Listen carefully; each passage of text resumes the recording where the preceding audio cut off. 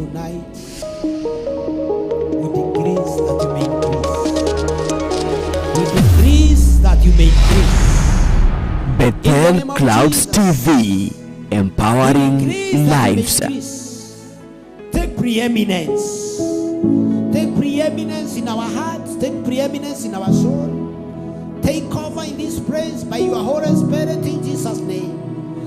We pray for the blood of Jesus to be at work. We pray for the blood of Jesus to be at work in the name of Jesus. We lift up your name, O Lord, for the Bible says, when you shall be exalted, you shall draw many unto you, O Lord. We thank you, Father. We allow your word to clear every form of darkness in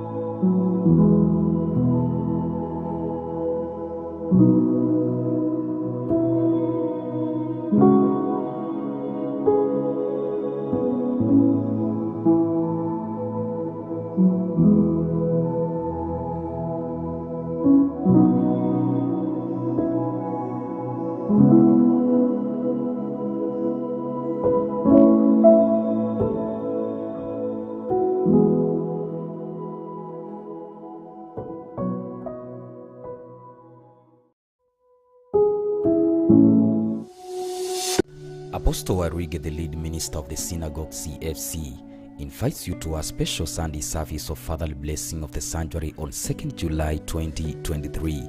The service will be held at Coffee Plaza, mezzanine floor, the first floor, Haile Selassie Avenue, opposite Easy Coach bus stop, Nairobi. The guest minister will be Archbishop Dr. and Mrs. Harrison Kenyan, the lead ministers of Christian Foundation Fellowship. The service will begin at 2 p.m. We will be live on Bethel TV, Faith TV, and Inoro TV. For more information and direction, contact +254 112 935 035 or a welcome.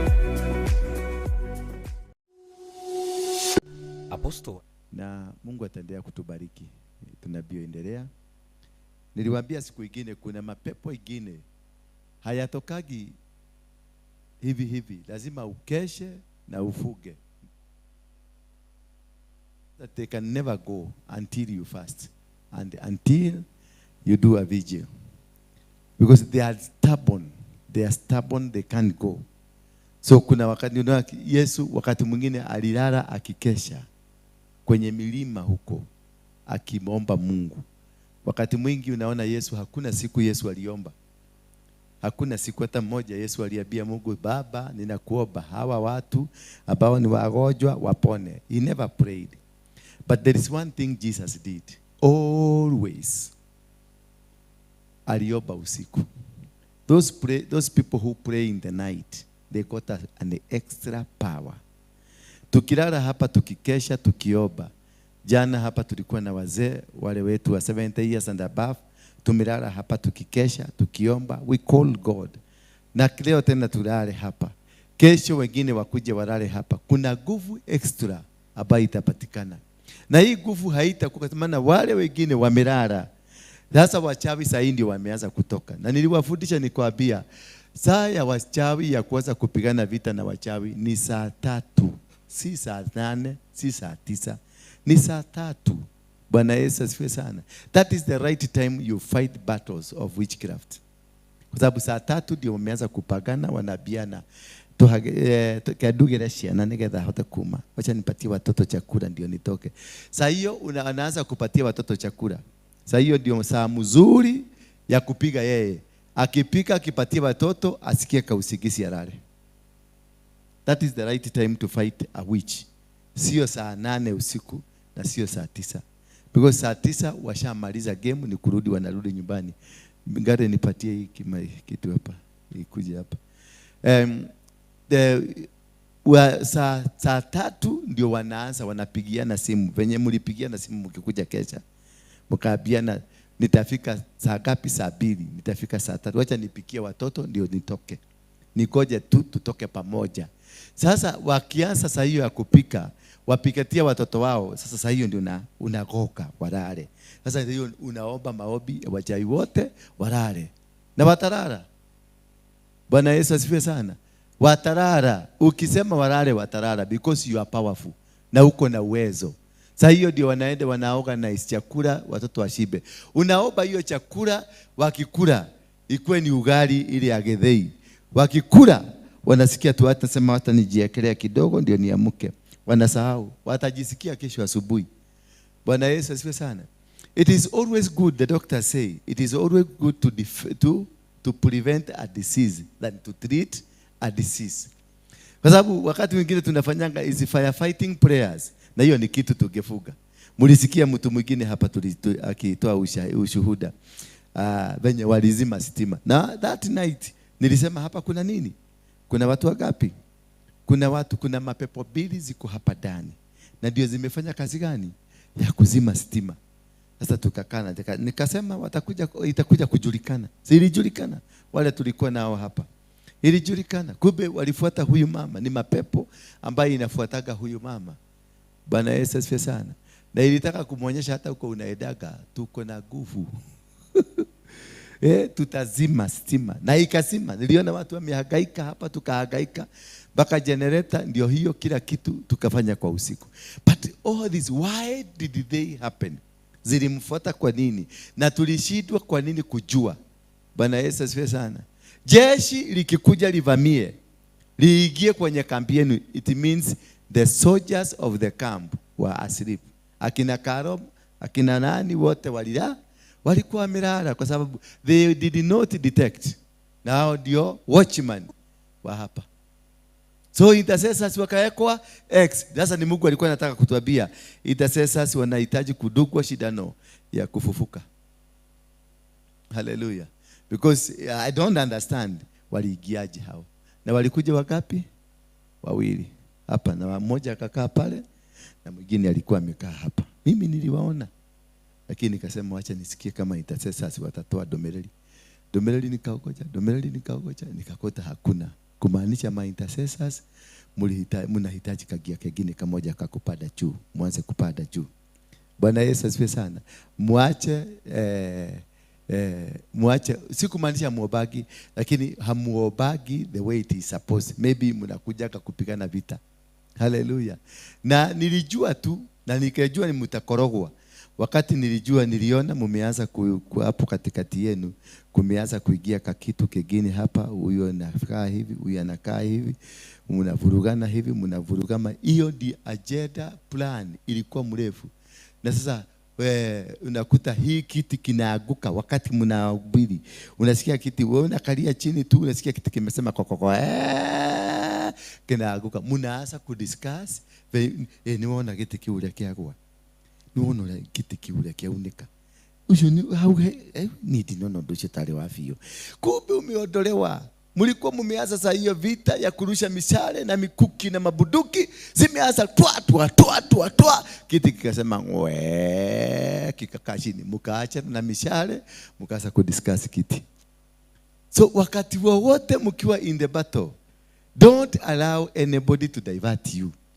The day you find kuna mtu amekuja katikati yenu na ameanza kutoa mavitu zingine na anashikwa na roho baka unaona roho inampeleka hivi, inampeleka hivi, kuna diversion. Mnaonaga wakati wengine nikifanya deliverance na unanaga nafanya huyu deliverance, lakini naangalia huko nyuma naona namshika naenda kwa huyu na achana na yule, kuja hapa wewe na wewe sijifanye huko na demon. Sasa huyu ninamshika, lakini ule na target ni nani? Ni yule, kwa sababu huyu na huyu kuna communication. So unakamata huyu, unakamata hii communication, unavuja, ndio unadili na ile. Alafu kunatokea kimama kingine, tuseme kama kimutu kingine kimelala hapa na ukuwe na demon. Lala hapo. Sasa hiki kinaanza vituko, umeona kiko na vituko. Ndio niwachane na huyu na niwachane na ule, ni concentrate na huyu, wajipake tena, wanajiri group tena. Ukimalizana na huyu unasikia kingine kinatokea, unakimbia huko, unafanya kazi ya firefighting, na hiyo deliverance yote inaaguka. Bwana Yesu asifiwe sana. It is very important for you to understand when you are doing deliverance, hizi mapepo zinakuanga cunning. Hallelujah. They are very, kama ile tulisoma demons are destiny. They are very cunning. They are very smart. Zimesoma, ziko na PhD. Zinajua kujipinda, kucheka hivi, zinajua hata kucheka mzuri. Zikiona unaenda kuzitoa zinalala na zinakuwa mzuri na unaona imelala na imeondoka. Sasa hiyo inakucheki na kajicho kingine hivi. Inaona kilimone giathie. Zinaamuka tena zinaeta. Na kwa sababu zinajua kujificha.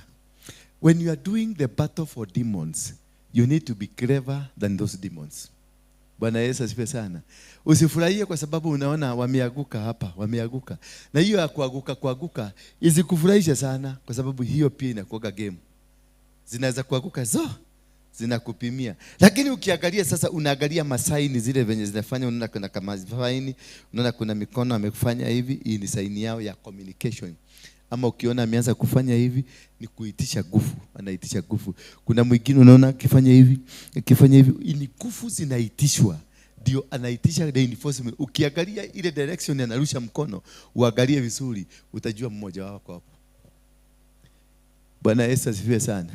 Na hiyo ndio nataka tukue tukifundishana every time, and that's why we need Wednesday to teach about deliverance of specific demons, because demons are not one. Demons are different. They are not one. They are not two. They are completely different in versions. Na zinakujanga differently with the different missions. Every demon has a different mission. Na kuna demons zinakujanga according to the season. Bwana Yesu asifiwe sana. Kuna demons zinakujanga season ya mvua. Kuna zile zinakujanga season ya kiangazi. Kuna zile zinakujanga season. Kama sasa ukijua kwa mfano, kuna dunia ngapi? Kuna bingu ngapi? How many bingu tuliko nazo pastor? No, umeona amefail. Tuko na bingu 7. Kuna 1 2 3 4 5 mpaka 7. Na kwenye hizo bingu zote kuna mahali, kuna bingu inaishi the Queen of Heaven. Na huyo Queen of Heaven, yeye Queen of Heaven tawafundisha mambo ya Queen of Heaven. Queen of Heaven ako na power kama nabii yote. Ako na nguvu because yeye ndio direct representative wa Lucifer. Na ako na powers. Baka yani wale watu wamewaordain na mapasta wale wanafanyanga miujiza, they are one and the same. Atafanya miujiza na atafanya hata kufufua mtu. Yako na power mpaka ya kufufua mtu. Na atafufua na nyinyi wote mtasema haleluya, tumeona Mungu. Kumbe ni Queen of Heaven. Na huyo Queen of Heaven ako kwenye bingu ya 3, anajificha huko. Bwana Yesu asifiwe sana. Na sasa kuna Queen of the Sea, yule ambaye ako ndani ya bahari.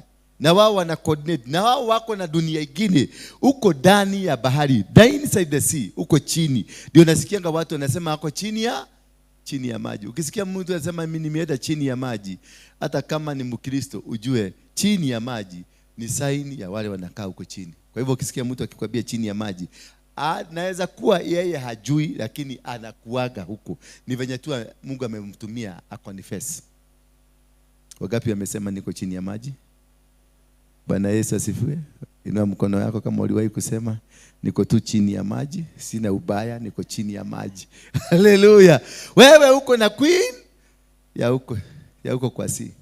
Alafu kuna queen mwingine anakuaga huko kwa nchi tabarare. Huyo sasa ndiye anadili na maproperty, anadili na mambo ya hapa. Sasa kuna huyo wa Queen of Heaven anadili na spirit za kwenda biguni, ndio anashikanga, afanya kazi na mfalme wa Persia. Sasa mizigo yako ikiteremshwa na PO box yako inakamatiagwa huko juu. Unakuta wewe ni tajiri lakini si tajiri. Wewe ni mtu mkubwa lakini wewe si mtu mkuu, kwa sababu vitu zako zote zimekamatiwa pale juu. Bwana Yesu asifiwe sana. Na wale watu wa kuangamiza na kuharibu, kulete usherati, kulete kila kitu baya, the Queen of the Sea, ule huko chini ya bahari. Bwana Yesu asifiwe sana. Hiyo nitawafundisha next time on Friday, next Friday, God willing. I'll be teaching on that. Teach mambo ya the 7 heavens. Hallelujah. Tutadili from the first heaven, second heaven, third heaven, fourth heaven, fifth heaven. Na nikikuangalia hapa hivi nitajua wewe unakuaga kwenye unadili mpaka heaven gani. Kuna watu hata heaven moja hawajaingia, wako tu huko ni fugufugu.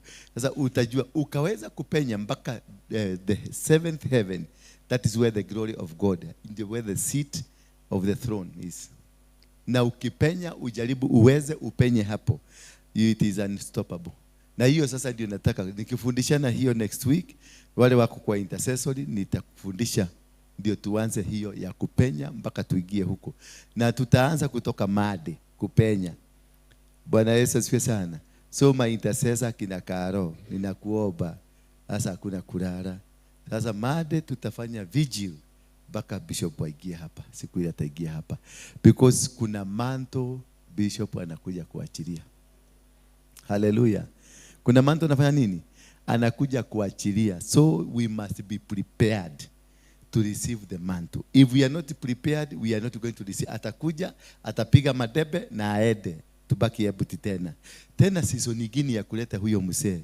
Labda tugoje sasa. Kuna alikuja wakati wa boy akiolewa, sasa atakuja nyumba ikifunguliwa. Nini nyingine inaweza fanya akuje? Hakuna. Labda tutafute kitu kingine kubwa ndio akuje. So because I didn't want, this is a man you don't call kila wakati. Uwezi kumuita, ndio hiyo mafuta ile anakuachia unaitumia. Kwa sababu nakumbuka tukiwa huko alisema, alisifu sana madhabahu yetu. Akasema madhabahu ni dogo na nyumba ni ndogo, lakini nyumba ni kidogo. Na akasema nimeomba mupate nyumba kubwa na watu wajae, watu wakae wengi. Sasa unasikia hii ni neno alitamka kwa madhabahu. Tumepata nyumba, hatujapata? Tumepata. So akikuja, unajua nini atakuja kutabiri? Na nilisikiliza, na sitaki asikie. Nilisikiliza juzi about saa 3 hivi akiwa kanisani huko. Akasema nimeonyeshwa kwa ndoto nikienda nyumba moja hapa Nairobi, nikaenda kufungua madhabahu. Na hiyo madhabahu si madhabahu ya kawaida, ni madhabahu ya revival. Bwana Yesu. Sasa mshirika yake mmoja alikuja, kuna mama alikuja mliongea na yeye hapa. Alikwambia hiyo story? Alikwambia kwa sababu alisikia huko. Na yeye mama huyo na yeye akaona ndoto. Akaletwa mpaka wapi? Hakuwa anajua ni kwa Apostle Waruinge. Kukuja akasikia ati Apostle Waruinge. Yeye ameambiwa mpaka nyumba mpaka room ni gani. Sasa kukuja hakuambiwa ni apostle. Alipofika hapa akakuta ni apostle, akakufa goro kidogo. Bwana asifiwe sana. So we are positioned and we are taking over. Remember we are planning, tutarudi, tutapita mji wa Nairobi, suguka mguu. How many of you are ready? It is this week. Kabla nganga akuje hapa, lazima tuzunguke. Moja, mjitayarishe, nitawaambia siku tuzunguke hivyo, tuzunguke, nitawapatia map venye tutaenda mguu kavu. Tuzunguke tukamate. Akikuja ni kifungua atatupatia Nairobi. Hallelujah. Bwana Yesu asifiwe sana. So wale walikuwa nafikiria watatumaliza, hakuna kutumaliza. Ni kutupatia, umetupatia nguvu. Lakini tena msipopigwa mtarara. Hallelujah. Msipopigwa mtarara. Lazima tuimuke. Lazima sasa tuache ujinga ya kupigana. Tuache ujinga ya kulimana huko, ujinga ya kuona huyu na huyu ati unapigana na huyu. We have one common enemy, na this common enemy ni nani?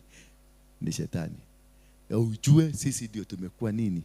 Tumemwagiliwa mafuta ya kufanya hiyo kazi, ya kuinua hizi kanisa. Hii ni madhabahu. People will travel from all over the world. Hapa naona hapa hii kapeti yako unaona. Na ndio niliwaambia, ukiweza participate tu. Hata kama utatoa 200, 300 kutengeneza hapa, just participate. God will do something that is very special to your life, because this one will be remembered. When tunasikiaga ile the temple of Solomon, until today it is standing. Until today people are healed. Yani venye aliitoa ile aliambia Mungu ati watu hawa wakikuja wakuwe ni wagonjwa, wakuje wainue mikono yao juu, watubu dhambi zao, Mungu uwakumbuke. Mpaka leo mtu akienda huko, Mungu anawakumbuka kulingana na matamshi tu yaliyotamkwa na mtumishi wake. Bwana Yesu asifiwe sana. Lakini kuna vitu mingi ambazo zinakujaga na zinasababisha tunakuwa na kitu kinaitagwa baria. Baria ni ile kitu inazuiliaga usiweze kufaulu. Baria ni ile kitu inasemaga inakusumbuanga ndoa yako. Labda mmekuwa kwenye ndoa, kuna baria inakujaga. Moja inakuwa ni hasira. Kuna baria inakujaga, ingine ni ya kujidharau. kujemena. Baria ingine na kujaka ni ya nini? Ni ya kuchukiwa na watu for no reason. Unaingia tu mahali kama hapa, unaona watu wote hawakupendi. Unaingia kazini kwako, unakuta watu wanakuangalia, yani wanakuchukia tu hivyo. Mpaka hata wewe unaenda kwa choo, unajiangalia kwa kioo, unaona ni kwa nini? Niki kituma mamene. Ni sura baya, ni macho inakaa vibaya ama ni nini? Hakuna, there is no reason. Hata ukienda mwingine unakuta, hey, you are so beautiful. Unaona ka message umeandikiwa kwa Facebook, wewe ni beautiful. Lakini ukienda mahali unakuta watu wote wanakuchukia. Bali nyingine ni mahasira. Nakuta mtu anataka tu, nasikia tu kuchapa mtu kofi. Na unashindwa amechapa kwa nini? Hakuna, anataka tu kuchapa kwa sababu leo nataka tuzungumzie breaking of barriers. How we break? Because we must break these barriers. We must break the barrier ile inazuiliaga watu wasikuje hapa. We must break the barrier ile inazuiaga wewe usimanifest the spirit of God. Ile barrier ambayo inakuzuia usitajirike. Ile unakuta unaabiliwa na mtu, unaabiliwa atakupatia 1 million ya kuanza kazi. Lakini ile day ya kwenda kuchukua hiyo 1 million, unasikia tu story tumeanza. Tu story hapa, tu story pale. Hata huyo mtu anakataa kuchukua simu. Nani yeye alikwambilia tu there is a barrier hapo katikati. Ukisoma kitabu ya Isaiah 45 inasemanga, lakini sio main, tutarudi, wacha tu kwa sababu nimesikia sauti inaniambia niwasomee hiyo, because there is a barrier there ambayo tukiangalia vizuri itatusaidia mafundisho ya leo. Na mafundisho ya leo nataka muyachukue vizuri, because from today the barrier that has been in your life is coming to an end. Bwana Yesu asifiwe sana. Kitabu ya 45 ya Isaiah chapter 45 inasema, thus says the Lord to his anointed, to Cyrus, whose right hand I have grasped, to subdue nations before him. Yani unakuta Mungu anasaidiaga watu. Bwana Yesu asifiwe. Mungu anasaidiaga watu. Kama when coming to breaking the barriers, it is God who must come to help you. So when a barrier is to be broken, it is a very serious thing. It is a very serious thing ambayo inaweza kuzuia hata kama uko na mafuta hapa, hata kama wewe ni nabii, hata kama wewe ni prophet, hata kama wewe ni mtu ambaye anadhioma mpaka madhiomo inatoka kwa masikio na nywele. Unahitaji mkono wa Mungu ndio kuvuka this barrier. You can't go. Ni kwa sababu hizi barrier zimewekwa intentionally kuhakikisha hauwezi kuendelea mbele. Zimewekwa intentionally kuhakikisha hauwezi kufaulu katika maisha yako. Therefore, unaona huyu mtu anaitwa Cyrus. That says the Lord to his anointed. Sikiliza, this man is anointed, very much anointed, lakini alihitaji mkono wa Mungu ndio aweze kusaidiwa. To Cyrus, whose right hand I have grasped, to subdue nations before him, and to loose the belts of king, to open doors before him, that gates may not be closed. Ameshika mtu huyu wake mkono ndio asubdue nations, na ndio hata kings, mishipi ya wafalme iweze kukatwa. Kwa hivyo unahitaji mkono wa Mungu, na ndio nawaambia sasa lazima tutokelezee ndio Mungu atushike mkono. Na ndio uliona hizi mapepo ambazo zote zilikuwa zinapigana na sisi, zilikuwa zinapigana na sisi tusifike mahali pa kushikwa mkono, kwa sababu alikijua tukishikwa mkono hakuna pepo itakaribu. Wakati Yesu alishuka tu kwenye boti, kuvuka tu kushuka hivi, ile pepo zilikuwa kwa yule jamaa zilianza kukaya, zilianza kupiga makelele zikisema usitumalize, na zikaanza kuleta shida. Yesu akauliza, wewe ni nani? Zikasema sisi ni legion.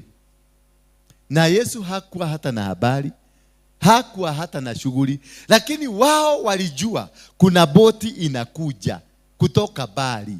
Bwana Yesu asifiwe sana. Walijua, mapepo inajuaga ukienda kukombolewa. Mapepo inajuaga ukienda kupadilishwa, ukienda kuinuliwa. The demons, they know. They know you that now unaenda kupoka. Na they start a fight, not the time unafika hapo. They start a fight from far. Wakati Yesu alikuwa amelala, boti ilianza kuyuba, ikayuba. Baka hawa majamaa wakakuja wakaambia Yesu, kwani wewe husiki? Yani wewe unaenda kutua duraigwa. mathina maya twina muhusiki. Yani kuwa walishagaa huyu jamani kulala analala tu na boti venye inaenda na jamaa amelala. Maboti ikaleta shida. Wakamuita Yesu akamwambia, "Nini? Mbona husiki?" Yesu alipoamuka akatuliza. Bwana Yesu asifiwe sana. Sasa kumbe hii mapepo hizi mawibu haikuwa mawibi. Yesu alikuwa anajua na alikuwa anakemea akiwa kwenye usingizi. Alijua mahali wanaenda there is an attack. Mawibi hii ndio ilikuwa inataka boti isifike. Boti walikuwa nazuia, wakaambiana si mwende msuie hiyo boti isikuje. Maana imebeba mtu hapo ndani, mtu mbaya. Ndio uliona maji iliamuka, maji kamushwa, maji kamushwa, maji kamushwa, maji kamushwa. Ndio hii boti ikuwe diverted, iende kwingine, isikuje kushuka kwenye huyu mgoroki. Kwa hivyo kuna mapepo, hii mapepo inajuaga vita ikianza. Inajuaga kumeplaniwa sasa, something is about to happen. So they will plan a battle way before you arrive there. Na ndio ilikuwa anataka kuangusha hii boti. Lakini kumbe mtoto Mungu, mwana wa Mungu alikuwa hapo. Yesu alikuwa hapo ndani, akatuliza. Ndio maana anaitangwa mtuliza nini? Mtuliza bahari. Akatuliza bahari. Maana alijua the battle is ahead. Angalia hawa watu walikuwa mpaka karibu wamkemee. They talked rudely to Jesus. Walimuuliza, kwani wewe unalala hivyo? Wewe ujui? Wewe uoni ulikuwa unapaka tukufe? Yani ni kama ni yeye alisababisha mawibi. Maana walikuwa badala wao watulize, walimwambia wewe yani uoni kulala tu umelala hata. Because hasira ilikuwa inataka iweko kwa watu, maji ikuwe na hasira ndio hii boti isiende kufika pale kwenye wasimu. Kumbe huyo wasimu ndio alikuwa anawedewa. Hiyo safari walikuwa napita ni Mungu alikuwa ameiplan. Yesu akipita hapo, hiyo demoni, kwa sababu si kuombea aliobea, ni kufika his presence, it destroys. So also as the presence of God will destroy anything that is of demonic, also the presence of demons can make sure the light can go off. Hallelujah. Bwana Yesu asifiwe sana. The presence of the demon will cause you not to be married. The presence of the demon will cause your business to go down. The presence of the demons will cause your family not to coordinate. And also that's why we are told to kuweka mahusiano mazuri na Mungu. Ukikuwa na mahusiano mazuri na Mungu, naye Mungu atakubeba katika njia mzuri. Atapigana vita mahali hata huko. Hata kabla upange kufika huko, God will have gone there because you become a friend. And that's why I will normally tell you, give God a position of being a friend. If God becomes your friend, I'm telling you, my friend, your friend will defend you always, will fight for you. And normally, God is our Father, but make God your friend. When you make God your friend, and the people in the Bible that made God to be a friend, kama Abraham, until today, wako na urafiki. Enoko ndio huyo, nani aliona kaburi ya Enoko? Hakuna mtu aliona kaburi ya Enoko. Alipanda na mwili kwa sababu is a friend to who? To God. Moses, when he was body alikufa, God went straight to fight for the body of this man. Because he was what? A friend. When you make God a friend, hata ukikuja Kesha hautakuwa kirara, utakuwa tu unasikiliza vizuri. Maana God is who?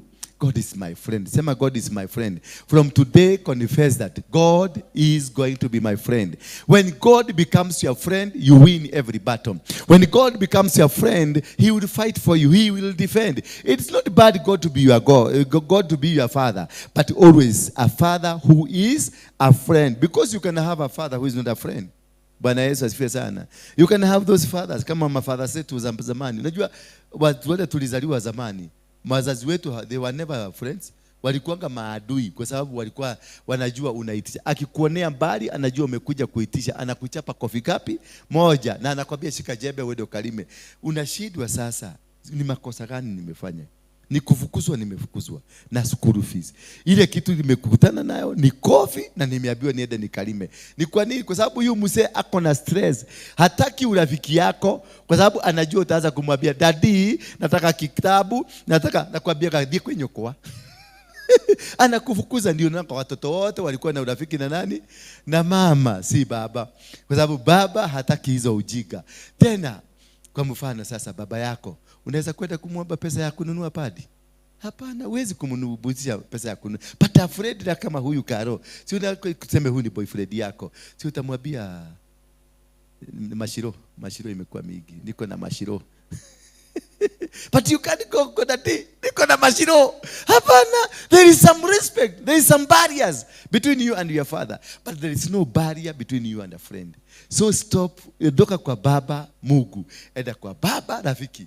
Na mutakuwa mukishare platform moja, mukitembea pamoja naye. And afraid indeed is afraid indeed. Bwana Yesu asifiwe sana. Make God your friend. You will not die. Utaenda biguni kama Enoch. Make your God. Unakumbuka before Abraham kulikuwa na binadamu, lakini kwa sababu ya ule urafiki Abraham walitengeneza na Mungu, unakuta ni kama saa hiyo ndio binadamu waliasa. Abraham akasafanyika ndio baba of the nation.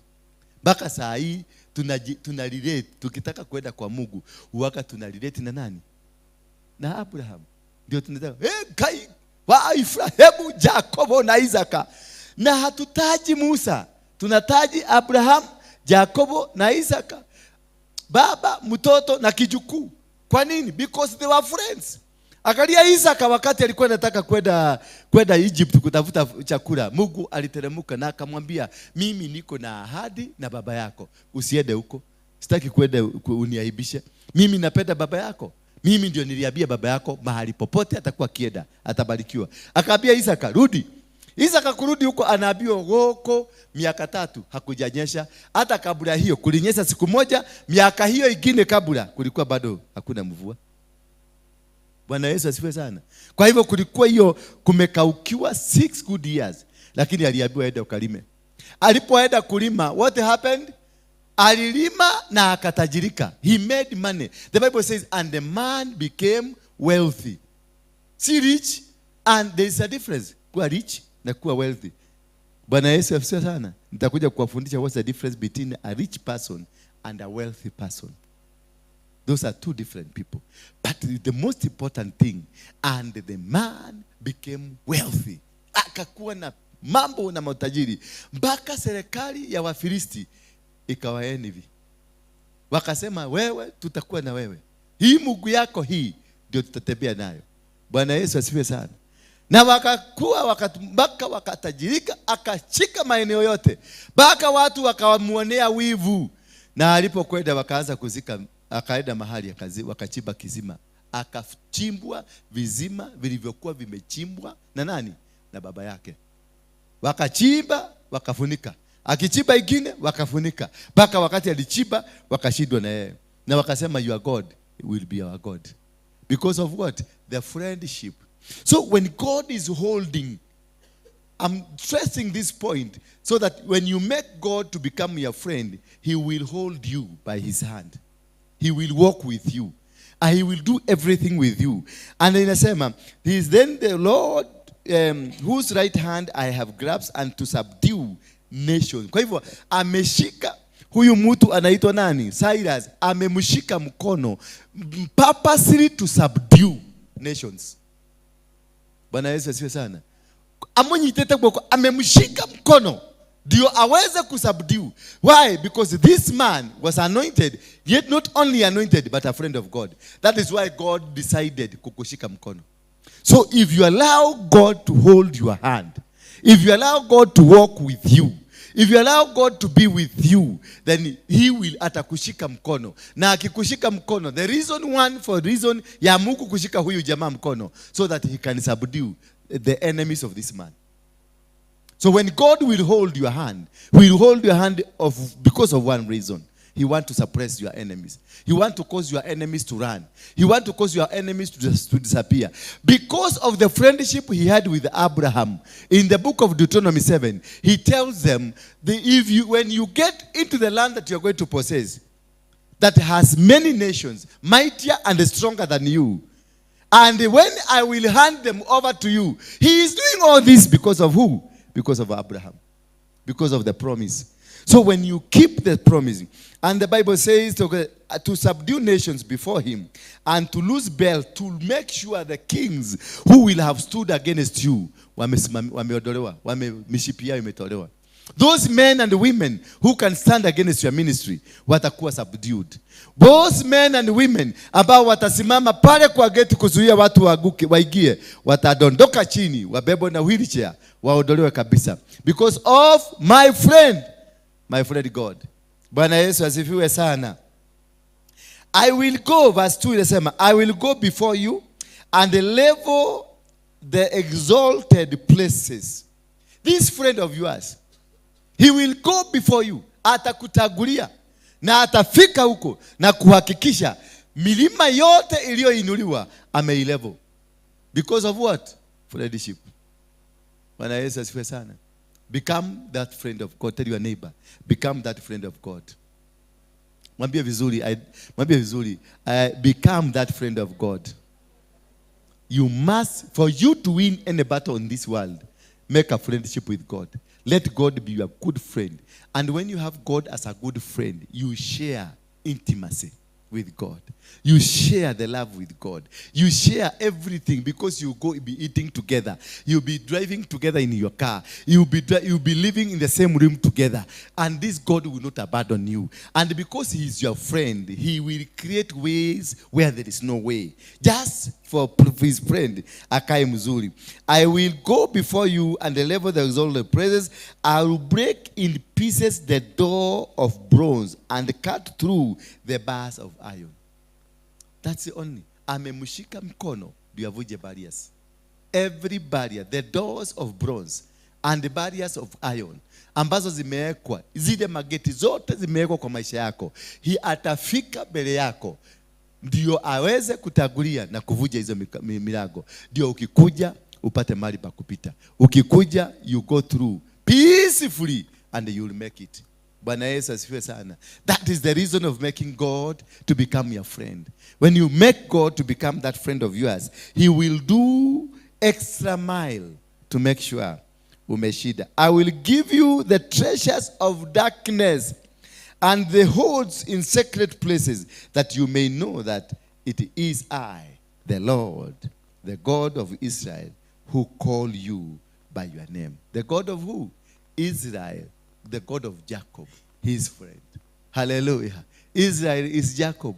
So the God of Israel, the God of Jacob, that you may know it is me. Huyo Mungu wa Jacobo. Huyo naitaga. Niko naonanga tunasema Mungu wa Jacobo, Isaka na Ibrahimu. So when the barriers are broken, we go back to the book of 1 Samuel. 1 Samuel chapter number 17. That is where we are going to dwell. Hapo ndio tutachughulikia sana leo. Na ninataka uelewe, barriers are meant to obstruct, to delay or to block you completely. Hiyo ndio kitu nafaa kuelewa. Ya kwamba hii barrier zimekuja kuhakikisha hauwezi kwenda hapo mbele. They are meant to block you, to obstruct you, or to block you, to obstruct, to delay, or to block you completely. So some of the delays ambazo zimekuja, ambazo uko nazo, the delay is a barrier that is causing you the problem. A delay is a barrier. Number 2, an obstruction of any manner, it is a barrier that is causing you. And also a block, any form of a block in your life, it is a barrier. Na hizo ndizo barrier 3 nataka tuzungumzie, ndio tujue wewe ni barrier gani unapitiaga. Uliwekewa barrier wapi?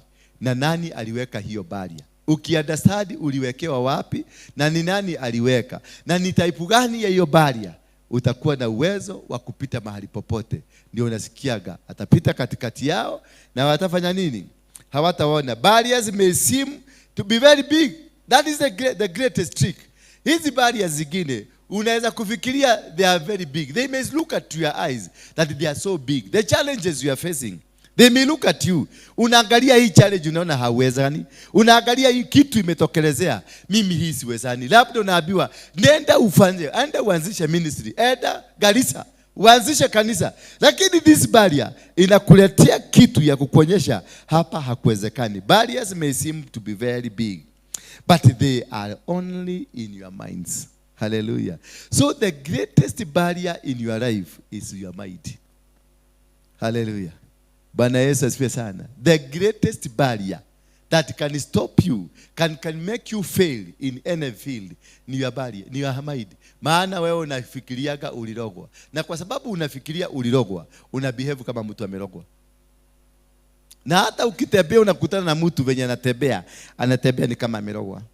Urakemenya ithuĩ nĩ twakĩrogirwo nĩ tata witũ. Unamuuliza ulijuaje?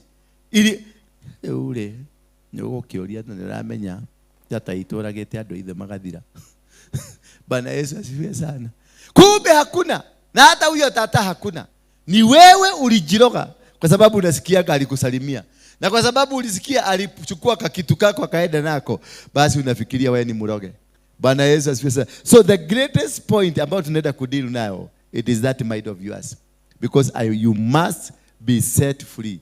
Kama hii mind yako haiwezi kutoa hii ujinga kwa hapa kichwa. Maana ujinga iko hapa. Ukurogwa kuko hapa. The barrier iko hapa. Kutokuendelea kuko hapa. You have failed because of what? What is in your brain? Kwa sababu waliambiwa, ukaambiwa hapa hakujai faulu mtu. Sasa wewe ndio wa kwanza utafaulu. Angalia. Fulani alikuja akakufa. Unakumbuka ule Kenyajui ule alikuwa mnabii sana, alikuwa naongea maneno inafanyika. Alikuja akajishikilia tu pale, tulimuokota hapo. Unasikiaga yule Oboko ule mjaluo fulani alikuwa kuja. Alikuwa tu nainua mkono hivi, madege zinaanguka. Huyo alikuja siku 3 akaaguka. Sisi nani tulikuwa na wao tukienda crusade ya banana. Tukaenda tukakutana na mtu anaitwa Bio, ni mtoto ni kijukuu ya Bio ya huyu Koinage. Tulikuwa tumeita kwa hoteli fulani breakfast. Wakati walisikia ni mimi, wakaniambia wewe utawezana. Mimi hata tumekuangalia na tumekuhurumia. Unaona hapa hiyo kiwanja unasema unaenda. William Wanakuru alikuja. Na alipokuja spika zote zilichomeka na aligojeka mwezi mzima. Akaniambia mtu anaitwa Bishop Harrison Nganga. Unasikia wakati alianguka kwa kanisa yake, alikuwa ametoka mkutano hapo. Akaniambia Bwana Moiro kanisa yake iliisha wakati alikanyaga hiyo kiwanja hivyo. Sasa tunakuhurumia. Unahitaji kwanza ukae kama miezi 7 tukuombee ndio uingie hiyo kiwanja. Na wakaniambia hawatanisapoti. Na wakaondokea na wakaenda wakaambia their mother anaitwa Wagale, ni kaseni yangu, their mother wa banana kanisa wa Mwadi. Wakaenda wakamwambia unajua ni nani anakuja? Ni Dora. Na huyo Dora atakufa. Kwa hivyo usimsapoti. Sasa wazee wa mapasta wakapasuka mara 2. Mapasta walisapoti padi hiyo wakiwa na Wagale, na dada ya Wagale anaitwa Wadithia. Naye akakuja Saidi na mimi. Tukasema tukiwaja lazima tutaenda. Na tukapanga crusade. Na crusade iliigiwa na ikakuwa mzuri, mambo makubwa. Watu walijaa, watu wakafunguliwa, viwete wakafunguliwa, wakaenda. Sasa nilikutana na huyo mtu juzi, nikamwambia mimi ulisikia nilienda kwa kiwanja? Akaniambia ulitushangaza sana. Ulitushangaza sana. Maana huyo mtu hakuwa na ubaya, alitumwa akuje aniambie kule kuna kufaga watu, don't go there. Lakini that is where niliambiwa na Harrison nitaanzia safari yangu ya kuvuja madhabahu ile imenishika. Maana hiyo kiwanja ya Karoli Stadium, hiyo ndio babu ya ilikuwa shamba ya babu yangu Waruinge. So hapo lazima ningekanyaga. Kumbuka huyu mtu ni familia ya Koinage. Na familia ya Koinage ndio walikamata hiji na familia ya Kenyatta. So wakati walisikia ninaenda huko, wakajua they are losing something. So walikuja akaniusia uoga, akaniambia Kemani William alikuja. Speaker zake ziliwaka moto akihubiri, zikawaka. Kutoka kwake ilibidi tumsaidie atoroke, na kulikufa watu 3. Na wakachukuza kweli kulikuwa hivyo. It happened so. Sasa nikaniusia, tulikuwa na kina Nancy na wale wengine. Watu wengine nusu ya wale tulikuwa nao waliposikia hiyo story, siku ya crusade waligojeka. Wakasema sioni kama nitafika, nimegojeka. Kwa sababu walisikia ile maneno na walifanya utafiti na wakasikia ni kweli hiyo kitu ilifanyika. Mimi nilienda huko barubaru na nikasema kama if I die, I die. Bwana Yesu asifiwe sana. Kiwanja kilijaa for the first time.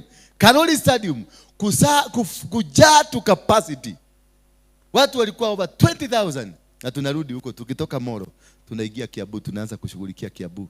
Tutaenda pale rali kwanza tushughulikie ile mwito wa rali, ile damu ilimwagika hiyo. Moro tunaenda kushughulikia damu ya Wakalijini na Wakikuyu. wale waliuana.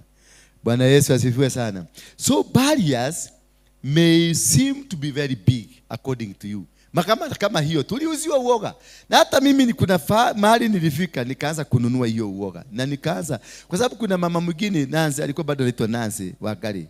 Alikuwa anakujaga, tulianza kanisa naye mwanzo akadiambia ogu oraigwa ukero uwe niguo kole. Na kama haujajitayarisha vizuri utaenda kukufa. Nikamwambia kama hiyo ndio itafanya nikufe, niende biguni, hapo nitakanyaga. Huyo mama hakukanyaga hiyo kiwanja, alituambia mimi siwezi kuingia hiyo kiwanja kwa sababu hivyo wamesema. Na ukisikia huyu wanakuaga na Wagari wanakuaga aje hivi. Na ukisikia huyu akisema ni Wagari anasema, mimi nikamwambia Wagari ni my first cousin. Kwa hivyo unaongea na mahali hiyo mafuta ilichotoa. Bwana Yesu asifiwe sana. Kama ya Wagari haikufanya kazi, yangu itafanya kazi. Na tuliingia huko na Wagari hakukuja. Wagari kwanza alisema hataki kuniona kwa sababu alikuwa naona hakuna haja akuja niambie bye nituko na Viena wega. Bwana Yesu asifiwe sana. So it happens. So the first barrier of your successes, it starts with your mind. So they will come and sell fear. They will come and tell you things that are unimaginable. They will tell you that this thing has never happened. Wakati tulianza hapa watu walituambia huko tukiwa huko, kama tunashidagwa tunapabananga kulipa rent ya huko, hapa ndio mtaweza. Bwana Yesu asifiwe sana. Nikaona wengine wametoroka. Juzi nimeona wameanza kurudi hapa. Wameanza kusema ni shetani aliwaambia. Sasa kama unakaa na mtu mbaya anazoguzwa na shetani, si umwambie tu aende kwa sababu hata mkienda step 2 shetani atakuja na yeye. Bwana Yesu asifiwe sana. It is a creation mainly in your mind. Barriers, most barriers. It is a creation mainly in your mind. Imetengenezwa tu na ni imaginary. Unaambiwa bwana yako hawezi. Huyo bwana familia yao hawafanikiwagwi. Mimi tulikuwa si walikuwa. Tutakumbuka unakumbuka ule msichana anataka saka kwa KBC. Yule msichana si alikuwa ameolewa na hizo familia. Sasa angalia, amefilisika hata amekufa, hakuna kansa. Sasa una imagine hawa watu wanakuwa baka na kansa. Wakikuangalia tu macho hivi unaenda. So they have created. Barrier begins with your mind. Barrier of success ile na broko usiende pale mbele, it is your mind. Wanakuambia Nairobi huwezi fika. Nairobi ukifika na ukienda kuanzisha kazi huko lazima iaguke. Kuna watu wako na neema kubwa sana, watu na talent, wako na masomo. Ukiwaambia fungua hii kazi mahali fulani, unaona sema leo uko utakobesha pesa si kumako unadie na besha le kwekatia. Why? Because kwa kichwa ameambiwa hiyo kazi inataka milioni 7. Na mimi wacha nikwambie ile venye Mungu amenitengeneza, mimi sianzishagi na sifanyagi kitu na pesa. Tumekuwa na kina Karo watakwambia I don't plan money. Nyinyi mkipanga budget kwanza, kama mtu mwingine tulikuwa hapa alikuwa rafiki ya kina Soni hapa, kitu ya kwanza mkikaa chini hata bila salamu anakuambia sasa tunataka budget ya shilingi 20,000. Sasa unamuuliza swali, budget hii unaitisha 20,000. What is the structure of the budget? Drive your budget from where? Anasema no, hii maneno tunataka kupaka tukiwa na pesa hapa, because he believes money must be there ndio aanze kupaka. For me, nipatie agenda, nitaanza kupaga yote without a coin, na nitakuacha hapo wewe ukitafuta pesa. Bwana Yesu asifiwe sana. And that is for you to know that you have a mental barrier in you, it is a capability to do things without those things. Hallelujah. The capability to start a business without a single penny. Ati ile pesa uko nayo, hata fare ukuna ya kwenda, na unasema ninafungua duka ya kuuza madawa, ninafungua duka ya kuuza nguo, na unaanza kupulani venye nguo zitatoka Turkey zitakuja, na zinatoka because of faith.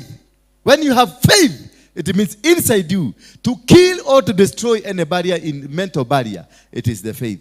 Your faith will be able to help you to succeed where many people have not succeeded. How barriers are set? How are they set?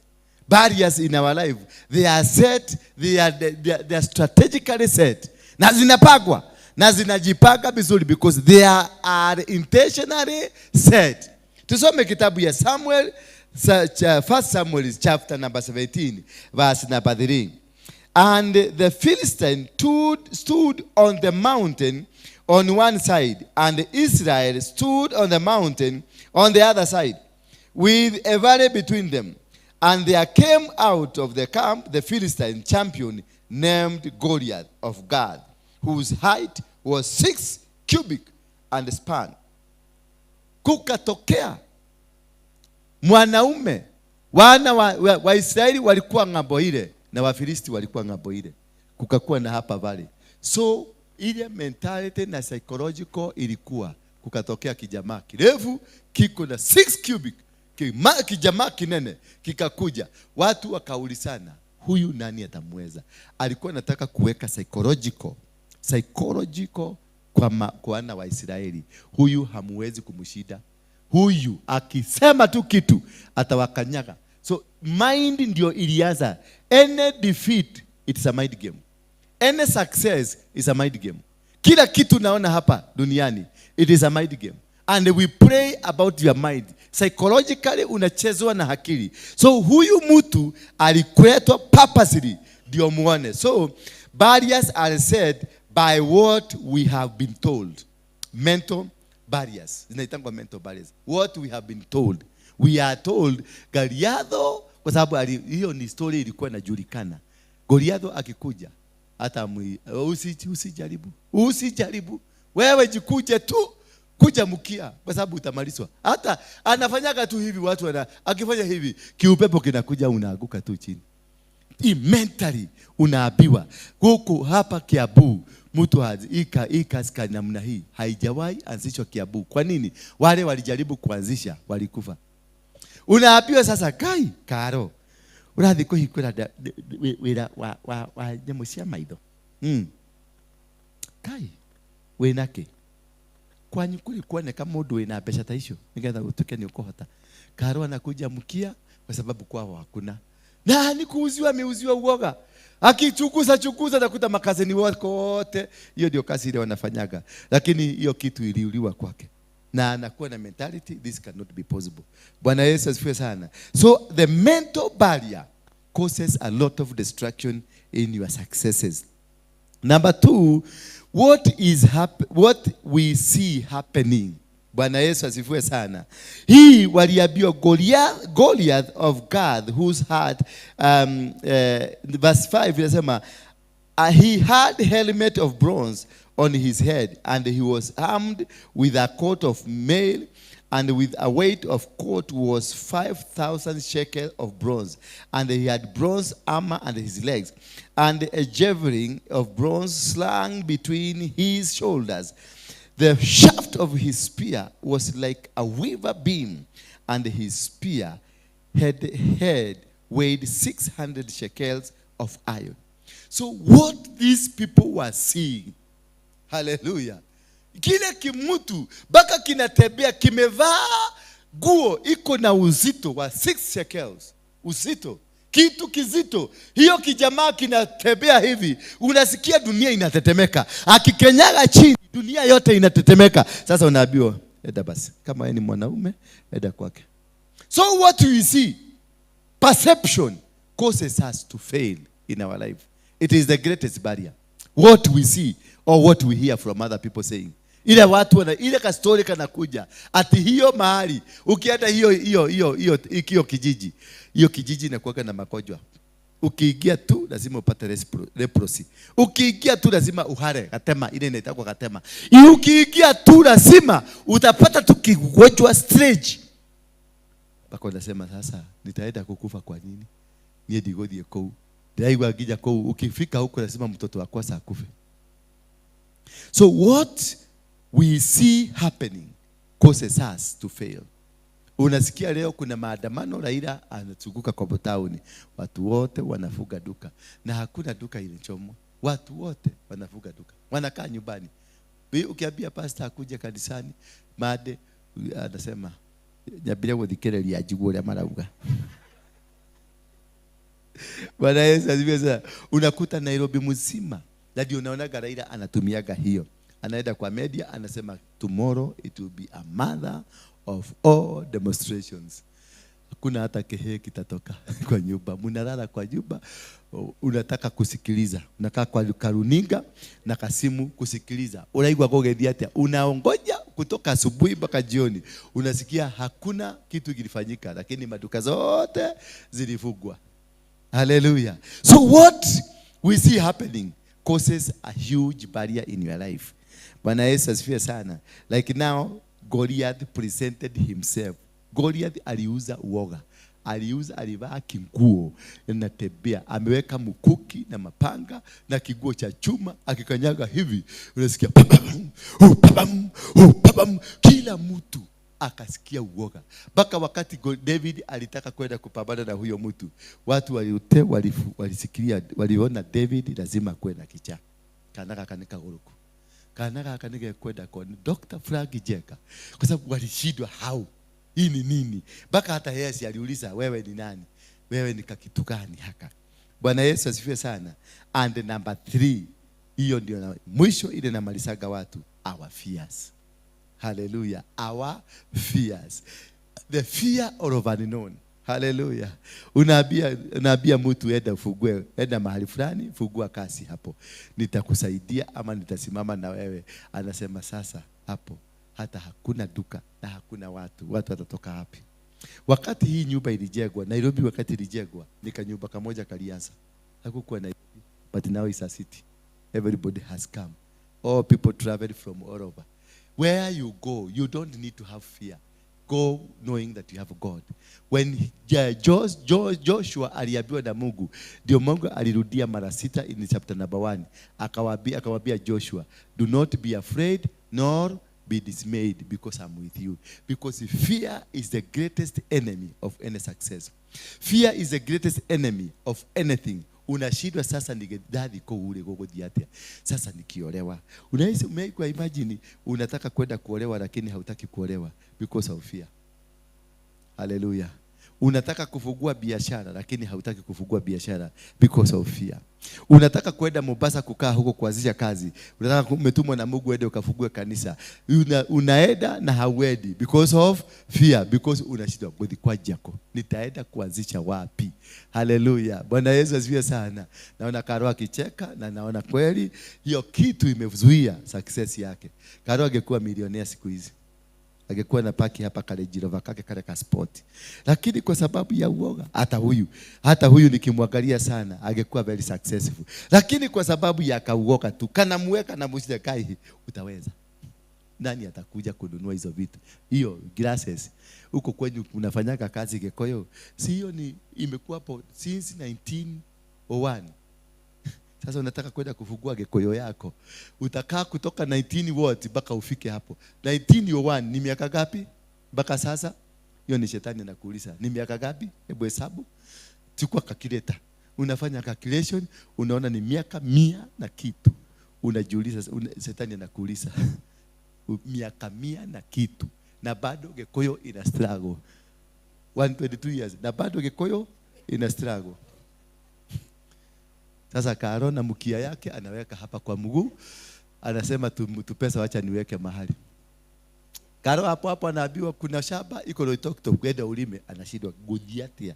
Deviagatia. Na niko na kazi, nitaenda namna gani huko? Shetani anamwambia, "Tia udiko hadi kudokia madhaa mako." Na labda akienda Loitoktok akuta kuna tauni na watu wote ni wakojwa macho. Na kumbe yeye ni daktari ya macho. Hapo awase kuweka dawa. Kumbe si dawa ingine kali, ni kadawa tu kutoa hizi mavitu za white ziko hapa. Wangale waseme hapa kumetokea daktari, si kama madaktari wale wengine. Hivyo tu. Lakini shetani alimuuliza, Loitoktok, na niko kwa kule. Unakumbuka yule mama alikuwa tajiri, alifunguaga huko, alipigwa mshale. Alipigwa kwa nini? Kwa sababu hapendagi wa Kikuyu. Sasa unakuja mkia, unaachana na hiyo kitu. Opportunity inapotea hivyo. Bwana Yesu asifiwe sana. Kwa hivyo the fear is the greatest, is a psychological. Ni kitu a mental psychological or a mental terror. Ina terrorize your mind and you can't go there. Unashindwa sasa, what will happen? Ninaanzisha hii kazi, itakuwaje? Hapa hakuna gotire. Ati unaniambia nenda nikapande Gitunguu. Wapi? Naroko. Gitunguu. unaanza kufanya mahesabu hiyo miezi utakaa huko na alafu uambiwe huko utakuwa hadoge togoro, then you start fear, unasikia uoga, unashindwa. Bwana Yesu asifiwe sana. So it is very important to deal with those three things: what we have been told, that's mental torture, mental barrier, and what we are seeing or what is happening, and also our fears. If we deal with those three things, and those are the things I want us to do today, and kutoka leo utaona a change, a huge change in your life, that you can become a pastor. Yes, I am one. You confess, I am one. You can become rich. Yes, I am one. You can become great person in the nation. Yes, I am one. You can become a president of Kenya. Yes, I am one. If you can be able to confess and say, this is what can happen to me, and you know, and you build it, it will come to happen to you. And how do we turn around all these things that is happening? Carol, I'm speaking to you tonight. How do we turn around? Because this thing has to be turned around. This same, tell your neighbor, this thing must be turned around. Let's jump to verse 49 of chapter number 17 in the book of Samuel. First Samuel, that is where we are. Chapter, verse number 49. Then we will see what happened. Verse number 49 inasema, and David put his hand in his bag and took out a stone and slung it and struck the Philistine on his forehead. The stone sank into his forehead and he fell on his ground. So David prevailed over the Philistine with a sling, with a stone, and struck the Philistine and killed him. Hallelujah. Making a decisive move without fear. That is one way of turning around this situation. Of turning around this barrier. Make a decisive move. David decided to take on Goliath. David moved and encouraged others. He decided. He chose. He chose and said, I'm going to do it. And the moment you choose to do it, God provides you with the materials of doing it. He's just waiting for that. Just make a decision. The materials are there. Goliath didn't know. And even the entire wanaitwa nani? Wafilisti na Waisraeli hawakujua kamawe kamoja kamuto kanaweza kuwa disaster. Bwana Yesu asifiwe sana. They didn't know. Kwa sababu kama wangekwamba Goliath wangekuwa anajua kamawe kanaweza kumumaliza, angevaa helmet ikave mpaka uso. Lakini kwa sababu alijua, he didn't have a knowledge that anything I've called a stone can touch him. Bwana Yesu asifiwe sana. So God will provide. If you make a decisive move, Karo, God will provide. So make a decisive move. Go there. If it is that shop, go and open. Hata kama haiko, enda ulipa. Enda ataongea na huyo mtu wa duka. Mwenye nyumba unamwambia, nyumba una make a progressive move. Go speak. Hata kama hauna pesa, enda usugumuse na mwenye nyumba. Hiyo nyumba umeona ikijengwa na unaibuku na unamwambia lete tusaini makaratasi. Na unasaini makaratasi na hata kwako nyumbani hakuna chakula na unasaini makaratasi. God will provide. He is just waiting for that bold move. Make that bold move. And when you make that bold move, God will come in with every resources because God is waiting for that move. God loves those people who make moves. God loves them. He uses them in a mighty way. Kwenye Biblia yote utaona hajatumia keguoya, hajatumia huyo mtu mwenye hajielewi. Bwana Yesu asifiwe sana. Musa alinyonga mtu na Mungu akafurahia. Alinyonga na Mungu akafurahia. Na kwamba Mungu alimwambia sasa, toroka nitakuprotect. Jamaa akatoroka. Na alipotoroka, God provided a home. Alipoanza kutoroka. Bwana Yesu asifiwe sana. Kule alitorokea akaenda, alikuta vimama vinachota maji. Akaenda akakuta kumbe hawa mama Mungu alikuwa for 15 years amewaachilia maadui ambao wamekuwa wakiwa terrorize for the purposes of Moses. Hallelujah. So things will just start happening one after the other one. Utajikuta unaingia kwenye step by step because God has good plans for you. Has organized vitu vizuri venye utaenda ukiingia. Kumbe hawa wasichana walikuwa wanahangaishwa kwa sababu siku moja Musa atakuja kuwaokoa. Na siku moja Mungu alikuwa anatafuta makao ya nani? Ya Musa. Kule ataenda kupumzika, kule ataenda kukaa, kule atakuwa akiishi, na kule atatoa mke. Akahakikisha, wewe Musa kaa huko, uwa mtu. Na hawa wasichana Mungu akaleta kimutu kia kuhangaisha hawa wasichana kwa sababu ya nani? Ya Musa. Hawa wasichana walikuwa kiagaishwa wakati wote kwa sababu ya nani? Ya Musa. Musa mwenye hawakuwa anamjua, hata Musa mwenyewe hakuwa anajua until he made that move ya kutoka from comfort zone. Kwa sababu alitoka from the comfort zone ya kukaa kwa ule mfalme. Alipotoka na akatoroka akaenda, akafika huko alikuta wasichana walikuwa wanachota maji. Wakakuja akakuta wanahangaishwa, kikakimbia kwa sababu ni kimutu kilikuwa kina nguvu. Kikafukuza yule mtu. Kilipofukuza yule mtu, wasichana wakachota maji. Haraka wakarudi nyumbani. Kufika nyumbani na maji, wakaulizwa mmekuja haraka aje? Na siku zile zingine hamkujagi. Wakasema hapana, leo tumepata mtu mwenye ametutetea. Baba akawaambia, simrudie huyo mtu, mulete yeye hapa. Mkikuja ndio mseme asante. Huyo mtu akaendewa, akarudi, akaletwa nyumbani. Kumbe it was the process of God ya kulete mambo inaitwa revival. Hallelujah. So things will happen once you show God that you have the energy, you are strong, you don't fear. Once you show God that you are ready to move, God will start now commanding steps of the next move. How alisababisha wasichana wachote maji. Akatengeneza hiyo mto, ilitengenezwa kwa sababu ya that glorious moment ya Moses. Kutoka hapo Moses aliolewa. Ni mwanamume wa kwanza kuolewa. Akaolewa akakaa kwa father in law. Hallelujah. So sometimes hata kukaa kwa father in law si vibaya. It might cause you to go to other place. Jamuzee kikaa huko na akaanza akapatiwa busi, akaanza kuchuga. Na kumbe busi zinafaa zimpeleke, maana lazima apelekwe kwa kichaka. Busi zikaletwa ndio sipeleke yeye kwa kichaka. Alipoenda kuchaka, kuenda kulida, hapo ndio aliona moto imeanza kuwaka kwa mlima. Akaenda akachugulia nini? Kwenda kuchugulia hii moto iko wapi? Kufika hapo akaambia toa viatu, kanyaga pale. Bwana Yesu asifiwe sana. Why? Because alifanya kitu kimoja ambacho kinafurahishaga Mungu, to make that move. Tell your neighbor, make that move. It is the most weighted move. It is the most weighted move.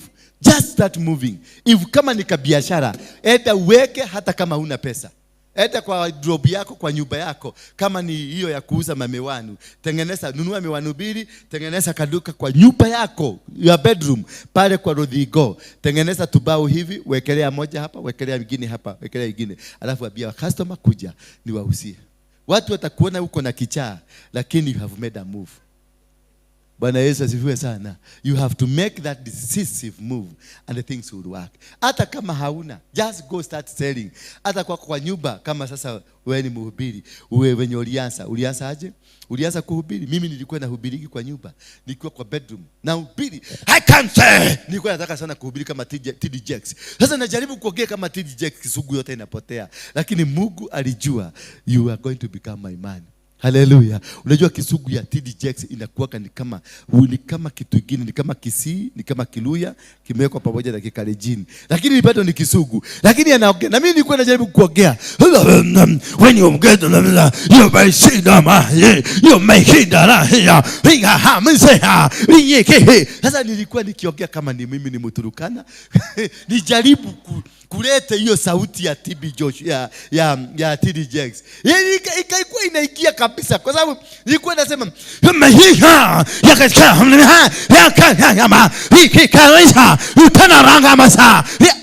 na inaikia na unasikia hiyo ni TD Jakes anaongea.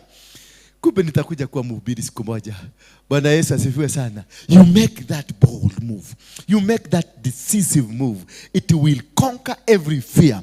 It will conquer every move. In verse number 52, inasema hivi, ya kwamba and the men of Israel and Judah rose with a shout and pursued the Philistine as far as Gath and the gates of Ekron, that the wounded Philistines fell on the way from Sharim as far as Gath and Ekron. Unakuta baada ya kumake that move, watu wanakuja immediately. Watu wanakujoin. Walikuwa tu wanaogoja uigie. Ukiigia kila mtu anaanza kusema, hata mimi nilikuwa tu kama hangeingia nilikuwa nimepaka kuingia tu. Mimi singerudi nyuma. Mimi siwezi rudi. Lakini ni muoga alikuwa namba moja. Walikuwa naogojea huyu wa kuogosa. Ogosa. Igia ogosa. Wacha kujali. They wanaambia kwa wale watu, the risk takers, they're the one who becomes. They're the one who wins. Unaona mashamba mingi hapa Nairobi inamilikiwa na the risk takers. Wale ambao wanakuwa wana preserve pesa yangu isipotee. They have nothing. Ndio wanakoboa manyumba. Lakini that person mwenye aliyekelea pesa yake, mahali hiyo shamba ulikuwa unasemekana hii shamba ni habari ya Kenyatta. Hii vimekatakata, ngoja Kenyatta atakuja. Unaekelea 200 zikipotea zipotee. Unakuta Kenyatta, mnaongoja Kenyatta. Kumbe ni fear ilikuwa imewekwa. Kumbe ni psychological ilikuwa imewekwa. Yakoba shamba ni ya nani? Ni ya Kenyatta. Kumbe kuna watu walikuwa wanataka kugrab hiyo shamba.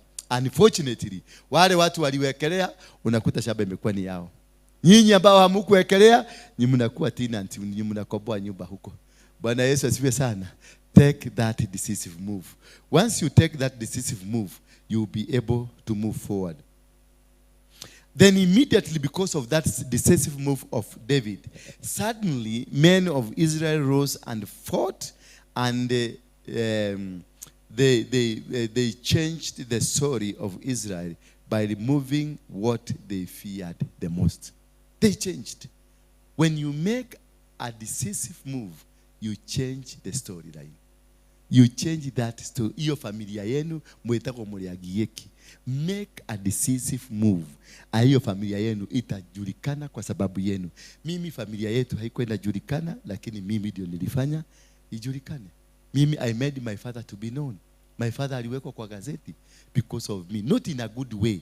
In a bad way, but aliapia kwa gazeti. Bwana Yesu asifiwe sana. Alisemekana baba wa the most dangerous criminal ndio huyu. Walikuwa wanafikiria watamharibia jina, huyo mzee akapatiwa sifa. Kila mtu akasema, ni nonye demu dhulitoyo ajalile jaba. Hallelujah. Bwana Yesu asifiwe sana. Yes, kwa sababu wanataka mtu kama huyo. Wanataka mtu strong. So when you make that decisive move, it creates an environment of thousands of people who will come and join you. Sometimes liberators, they make decisive moves. Where mtu anaitwa Matiba, he make that decisive move. That is why you have multi-party. Akina Jaramogi, that is why you have multi-party. Akina Masinde Mulira, while he make a decisive move, that is why we have multi-party. Those people who make it, God will preserve them. And God do preserve them. So make that decision. Make it strong. How do you defeat your barrier? Don't by understanding what God can do through you. If you can understand what God can do through you, you will defeat the barrier. If you understand who you are, ujitabue, ujielewe, what kind of a woman you are, what kind of a man you are, what kind of a wewe ni nani. The day you will recognize yourself and know who you are, hutakubali watu wakuchezea, hautakubali kuzuiliwa, because you know the capacity ya kufanya maneno. In verse number 46 of the same chapter, the Bible says that this day the Lord will deliver you into my hand, and this day the Lord will deliver you into my hand, and I will strike you down and cut you off head, and I will give the dead bodies of the host of the Philistines this day to the birds of the air and to the wild beasts of the earth, that all the earth may know that there is God in Israel. If you do what God has commanded you to do, He will destroy all your enemies. Atamaliza maadui wote, na maadui wako wote watakatakatwa na watapatiwana kwa wanyama wa porini, ndio kujulikane kuna Mungu ambaye unamwabudu. So God will make sure He defeats all your enemies for the sake of His name. Kwa hivyo, when you make a decisive move for the sake of God, God will make a decisive move for the sake of yourself. Atasimama. So once you understand what kind of a person you are, once you understand ujue mimi ni nani. Daudi alijitambua na akajua mimi ni mtu ambaye amemwagiliwa mafuta, na yule aliye ndani yangu ni mkubwa kuliko nani? Goliathi. Ndio kamana Daudi alienda akamwambia Goliathi, wewe utakuja na nguvu zako na mamlaka zako, lakini mimi nitakuja na Mungu wangu. Kwa hivyo alimweka Mungu wake na akamuinua. Kwa hivyo for you to succeed in this life, weka Mungu wako na umuinue. Weka Mungu wako na akuwe strong. Weka Mungu wako na ajulikane. Weka Mungu wako akutangulize katika kila njia. Akikutangulia, umfanye Mungu mkubwa, basi atashinda vita zako zote. And you will be able to go. And for you to understand what God can do through you. Namba ya pili, kujua how to defeat your barriers. Put all the strength of the Lord into action. Every strength of the Lord. Usipunguze chochote.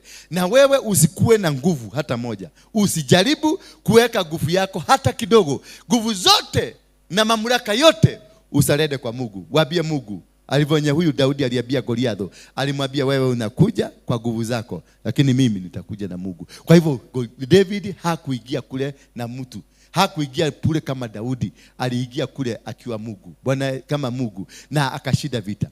Akaagusha giant, kikaaguka chini. So when you surrender all to God, when you release yourself to God and remove yourself more and allow God to be in you, and you give the name of God to be glorious, then you are going to make it. You are going to win, because it is no longer you who will do it, but God will do it for you. Hallelujah.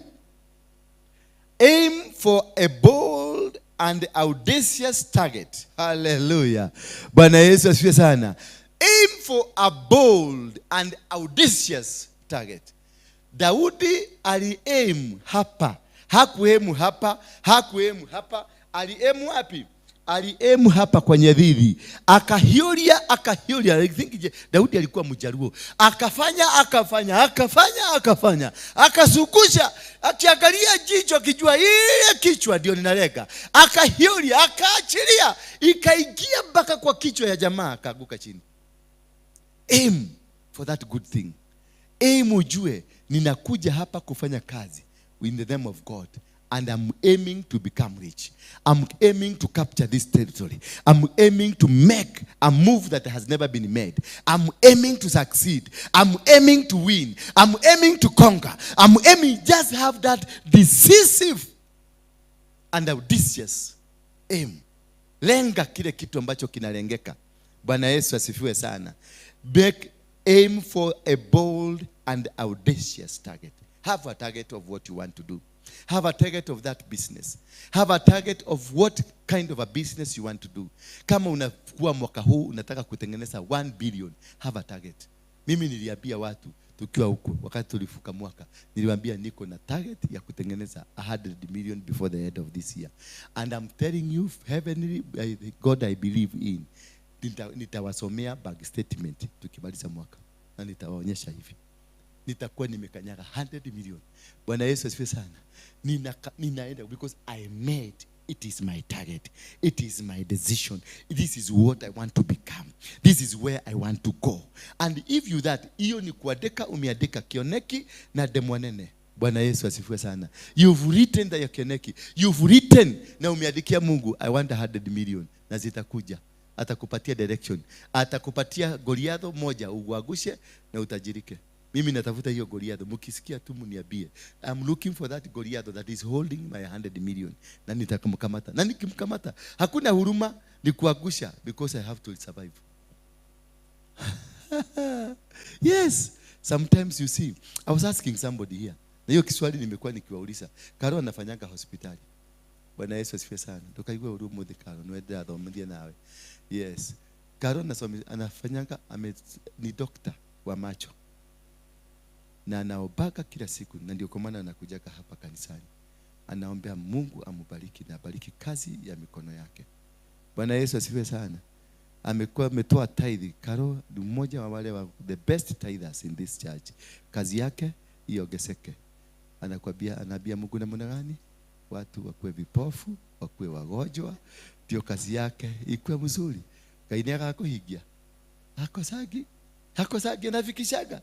Ule mtu wa moshari pale anakujaga, kuna mama mmoja wa moshari anakujaga hapa. Ako na moshari yake. Is a good tither. Very good tither. analetaga pesa hapa. Bwana Yesu asifiwe sana. Na anakujaga na anafungua, tunafungua ile kitabu ni kitabu gani? Ni Maraka 3. Nasema leteni fungu zenu za 10 na marubukizo na sadaka zenu. Muone kama sitawafungulia milango na madirisha. Huyu mama wa moshari anakujaga na kibeti kimejaa, anawekelea hapa na milango. Juzi alinipigia simu, wila wagirite muno. Kazi ni mzuri, imekuwa mzuri sana. Haleluya. Sasa nitawafukuza pastor. Niko maikata. Is it godly? Akini huyo mtu wa moshari akiniletea pesa, is it godly? Anafanya kisha fanya. Kwa hivyo akiitisha watu wakufe, it is godly.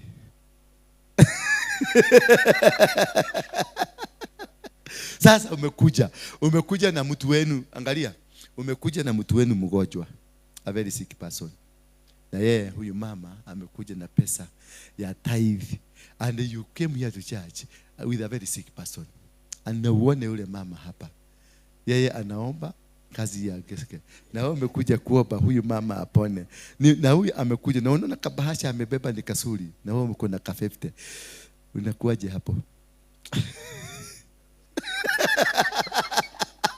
Yeye utaangalia unaona ile sacrifice inatolewa hapa ni kubwa. Kwa hivyo hii ni likely kwa sababu the highest bidder katika ulimwengu wa kiroho, katika the principle of heaven, the highest tither, the highest sacrificer ndio anasikilizagwa. Wewe huyu mama uende kwa mchawi, na sisemi unaedaga.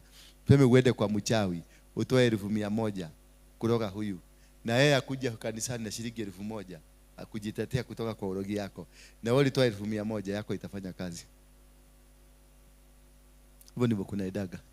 So when you are giving your sacrifice, go for a higher.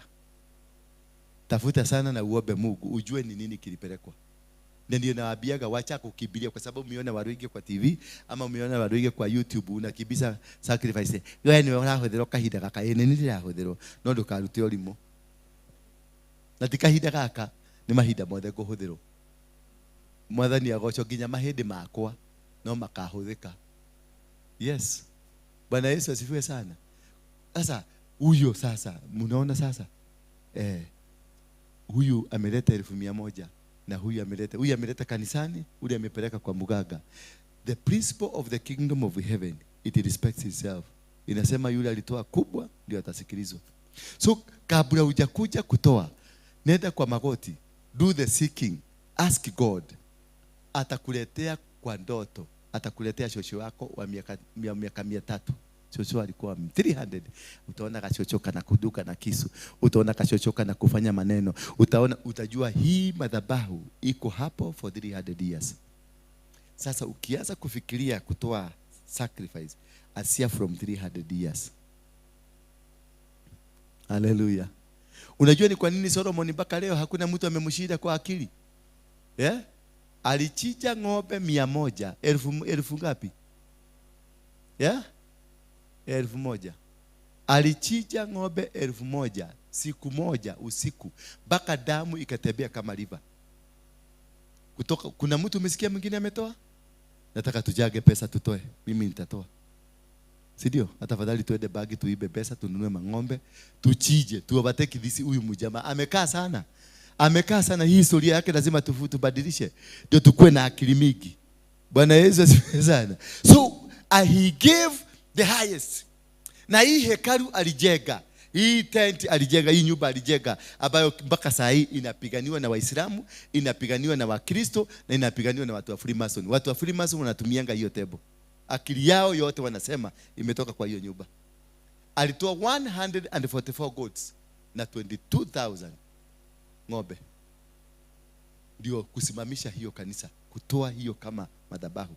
144 goats na 22,000 ng'ombe. Hizo zilisijwa kwa sababu ya nyumba kama hii. Sasa huyo mtu utamshinda kweli? Mpaka leo nyumba yake Waislamu wanang'ang'ania, Wakristo wanang'ang'ania, na watu wa Freemason wanasemanga Masonic table ndio hiyo. Why?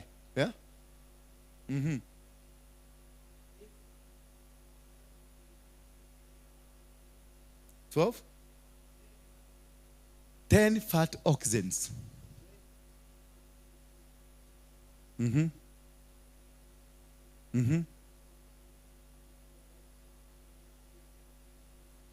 Yani hakuna kitu hakupatiana.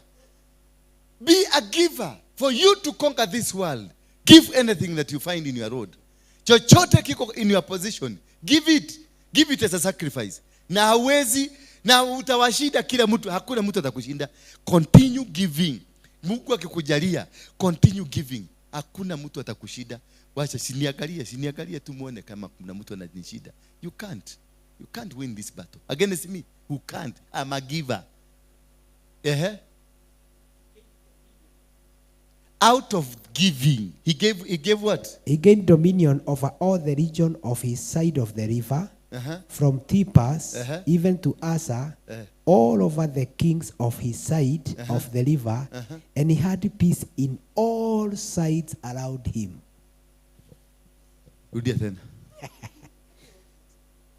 That is 1 Kings 4:24. For he had dominion over all the region of his side of the river. He had, because of what he did, akapata dominion ya all the regions of his side of the river. Kwa sababu ya nini? Kupeana. Because of sacrificing. He got the dominion. He won. Munajaribu kupigana na watu wengine, hamwezani na wao, hujui wanafanyanga kafara gani, hujui wametoa nini, ndio unaona wamesimama, and you cannot be able to fight them.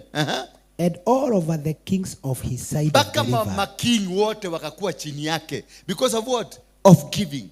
And because of the sacrifice. And he had peace all around his Mpaka akapata amani. Kila mtu akakuwa anataka kuitanishwa na yeye. Kila mtu wakataka kufanya nini? Kuitanishwa na yeye. So when everybody want to be associated with you, you have your peace. You get no nakuna enemy atatokelezea. Kila mtu ndakuta anasema nataka kuitanishwa na wewe. Kila mtu anataka kutembea na wewe. Kila mtu anataka kukuwa mahali huko, because you have given a sacrifice. You have given, which is very important to God, the sacrifice. Bwana Yesu asifiwe sana. Hallelujah. So there is a huge secret, and I will be teaching you about this in future. I will be teaching about the power in sacrifices, because dominion. Now, sacrifice is not about Christianity. Tuache ujika, tuache upuzi. Christianity, sacrifice is not Christianity. Sacrifice is you who give. You have a connection. You are God kingdom, because there is a principle of the kingdom of heaven, and there is a principle of Christianity. Christianity brings the grace of God upon our life, the association of we with God. We were returned to God because of Christ. Christ brought us back after we defied God at the Eden, shamba ya Eden. Ile tabia tulifanya huko, tulifukuzwa kwa shamba. For us to be taken back, Jesus came and died so that he can bring reunion between man na nani? Na Mungu. Lakini kupeana, sacrifice, kwa shetani iko na kwa Mungu iko. Na ndiye shetani anafanyanga the principle of the kingdom, kwa sababu anajua siri ya kutoa. Na ndio kwa maana wanatoa mpaka watoto. Bwana Yesu asifiwe sana. Kwa hivyo toa sacrifices. China wakikuja kujenga barabara pale Kikuyu, ile barabara ya Kikuyu, walichimba shimo wakaeka manguruwe karibu 50 hapo, wakateketeza nguruwe wakazika. Wengine hapo kwa barabara ya Ole Kasasi walilete busi 18 za white zote wakaweka kwa shimo hapo zikaenda, because they did a sacrifice. Sacrifice is universal, iko kwa kila mtu, wale ambao wameokoka na wale hawajaokoka. Na in fact wale wanajua mambo ya kutoa sacrifice ni wale hawajaokoka.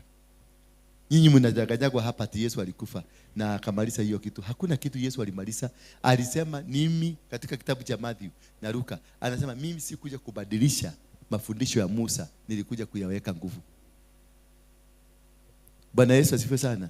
Be a giver, be a tither, be a sacrificer always. Ukikuja kanisani, prepare something to sacrifice. Ukienda kule kwa village upata kuna watu wana shida, go help them. You are lending to God. Any sacrifice you give, you lend it to God. Ile kitu Solomon alifanya, alilend to God too much. Mpaka sasa Mungu hajawahi weza kumaliza kulipa deni. Unaona Solomon bado is the greatest of all. Until today, Hakuna mtu ako na akili mingi kuliko ya Solomon. Siku moja kwake kulikuwa kuna chijwa 10 fat oxen. Kukula. Siku moja. Every day. Na mimi nitaanza kufanya hivyo. Listen to this. And Solomon's provision for one day was 30 measures of fine flour. 3 score means 3 score, that is 60. 3 score measures of meal, 10 fat oxen, and 20 oxen out of the pasture, and unherded sheep. Hizo zilikuwa zinachinjwa kila siku. Kila siku. That is why this man was undefeatable. That's why this man continued to conquer, to win every battle. That everything he did it wisdomatically. Bwana Yesu asifiwe sana. So do not underestimate the principle of giving. Do not underestimate the principle of sacrifices. Give sacrifice at whatever cost. Whatever that you have, ukipata ya kusacrifice. Sacrifice for your husband, sacrifice for your wife, sacrifice for your children, sacrifice for your land. Hata ukinunua hiyo nguo umenunua, go do a sacrifice. Because haujui kama imetengenezwa kwa Freemason. Bwana Yesu asifiwe sana. Katoto kama hapa kasacrifice. Continue sacrificing. Na si mara moja atenda tutaigo na horo shogethira. No. Ukiweza hata kama kila mwezi sacrifice. Kama unaweza zaidi kila wiki sacrifice. This man was slaughtering. Alikuwa anafanya sacrifice every day. Every day. His life, entire life. Na ndio naona jamaa ako na wanawake wakapi? 1,000. Na bado wanamuita baba. Na bado wanasaa. Wao wote walisaa. Hakuna bibi tumeambiwa alikuwa na mtoto ambaye hafanani na yeye. Wote walifanana na yeye. Kwa hivyo mzee alikuwa na nguvu. Alikuwa analidwa na Siba wakiwa hai. 12. Siba walikuwa na mlida. Karo unacheka nini? Siba walikuwa na mlida kama kwagu. Si unaona Siba wanakujaga kwagu. Wanakujaga wanalala kwagu. Nimekumbuka. Hata saa hii nasikia saa hii nimepigwa simu. Zinaonekana siko kwa compound. Bili. Siba. Yes. Zinakaa huko zinalida. Alafu zinarudi zinaenda. First Kings 10. Yes. Bwana Yesu asifiwe sana. Alikuwa analidwa na mzee, alikaa na watu na wamama wengi na akakuwa tajiri. He was the greatest of all until today. Na watu walikuja all manner of brains to him. Walikuwa na support vision yake. All manner of brains. Kama ni watu wa kuchoga mawe, walitumwa clan ya kuchoga mawe. Kama ni watu wa kufanya mahesabu, kuna clan ya mahesabu. Kama ni clan ya kulima, clan ya kulima. What they were sent toward him. Why? Because he had the command of the earth. And the command of the earth is only through a sacrifice. Unasikia mtu anachinja ng'ombe 10 kila siku. Na ng'ombe asiishi. Zinaendelea kukuja. Hizo zilikuwa zinatoka wapi? Anachinja busi kila siku. Na haziishi kila siku. Haziishi. Zinakuja, zingine zinakuja. Why? Because he had the capacity to control and dominate the earth. That is the secret. Secret si kuokoka mingi, si godioma mingi, si mnatembea kama mnatembea ni kama mnakanyaga dunia inabojoka. Hapana. Give your sacrifices. If you want to dominate, if you want to control territories, it is a sacrifice. It is not salvation. Si kiokoko. Sacrifice. What you give. You will conquer the world. You will capture territories. Give your sacrifices. Wacha kukaa hapa mkono gumu kama hiyo nywele yako. Toa kutoa. Don't hesitate to give. Ukisikia kuna shida mahali, don't hesitate to give. Ukisikia kuna jambo fulani, don't hesitate to give. Give, it will come back to you. Unasema shaken together? Overflowing. Over? Press down. Shaken together. Overflowing. And running? And running over. Munasomanga hapo nyuma? No. Before shaken together. Do you read? And it shall be given back. Give, and it shall be given. Wacha mnapenda hiyo shaken together. Lakini hiyo ya nyuma hamusemi. Give first for it to be given to you. So that's the secret. My dear brethren, my dear sisters, the secret of you becoming rich is by sacrifices. The power of owning territory and capturing territory is by sacrificing. The authority to dominate, it is by sacrifices. Hata kukua na huyo msee na kukaa na msee wako na maintain. Ulisikia mliona kale kasichana Ukagalia kwa sehemu kale kao walikuwa naita mzee wako kama sasa huyu mzee anaitwa unaitwa nani? Wilfred. Anasema Wilfred, before you sleep remember me, before you eat you give me fast, before you what, before you pay your rent you pay mine first, before you what, whatever you want, before what, before you do anything. Alafu namuita Wilfred, I call you, come to my house. And within 1 hour utaona, ukiangalia bibi yako unaona ni kishetani. Mabibi nakuuliza unaenda wapi? Anamwambia jinga takataka, acha kuongea na mimi. Haraka. Alafu ukitafuta hapo ukiangalia unakosa ka ATM kai bibi. Kofi mara moja. Toa ATM. Kwa sababu ndio imebeba ile pesa inatakikana huko. Unamwambia si utuachie masiwa. Anajua. Lakini kuko anaenda kuuliza darling. Kwani kulikuwa na stress? Mbona unalia? Si nimeshinda nikukupigia simu. Sasa ukoje? Unajua venye nimeteseka mpaka jana. Sitaki story zako. Darling, unatakaje? Unajua nilikuwa na shida ya 300,000 hapo, huwezi kunisaidia. 300,000 peke yake? No. Let me nikimbie, acha nikimbie banki nikuletee. Jamaa anakimbia banki anatoa 300,000 na kwake hakuna mkate wala masiwa. Bwana Yesu asifiwe sana. Mwangalie wanaume wenu wengi wamebebwa namna gani. Angalia hata wamama, hata vijana wanabeba wamama, vijana wengi. Masuga mami wamebeba wamama. Mama anapatiwa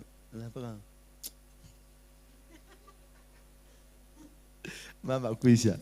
Hapa anaondaka kwa kijana anatetemeka, anaangalia, anaona bwana yake anaitwa na bwana yake anamwambia you can go to hell. Mama Maria. Bwana Yesu asifiwe sana. Leo hii story imekuwa mzuri.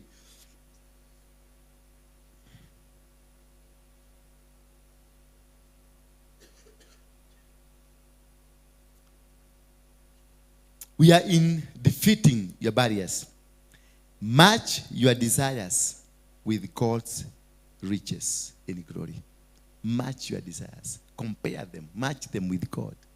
Make something that is godly. If it is a sanctuary like this one, beautified, glorified, that every person that will come inside here atakuja na naona Mungu. Akiona tu Mungu, hiyo kuona Mungu, hiyo kufurahi inaenda kwa Mungu straight. Unawekewa boga point. Bwana Yesu asifiwe sana. Unawekewa nani? Boga point. Na unaona umeongezewa max. Ile kiti, unaona ile kiti? Ile ni kuchokwa, imechokwa na mkono. Hapa tu. Ile imechokwa na mkono, na hii ndio tutapatia baba yetu. Sasa kama kuna mtu anataka baraka, aihusike katika kuweka gosi, kuweka kitambaa na mattress pale. Hiyo ikikaliwa na huyo mzee hivi, akikaa hivi, analala hivi, baraka zikiteremka zinakuja kwako. Know the secret of winning these battles. Know the secret of conquering the mountains. Know the secret of winning. It is not hiyo kiokoko yako mingi. It is not hiyo dioma atili makodo limakata. Wale watu wengi wanadiomaga, they are very poor.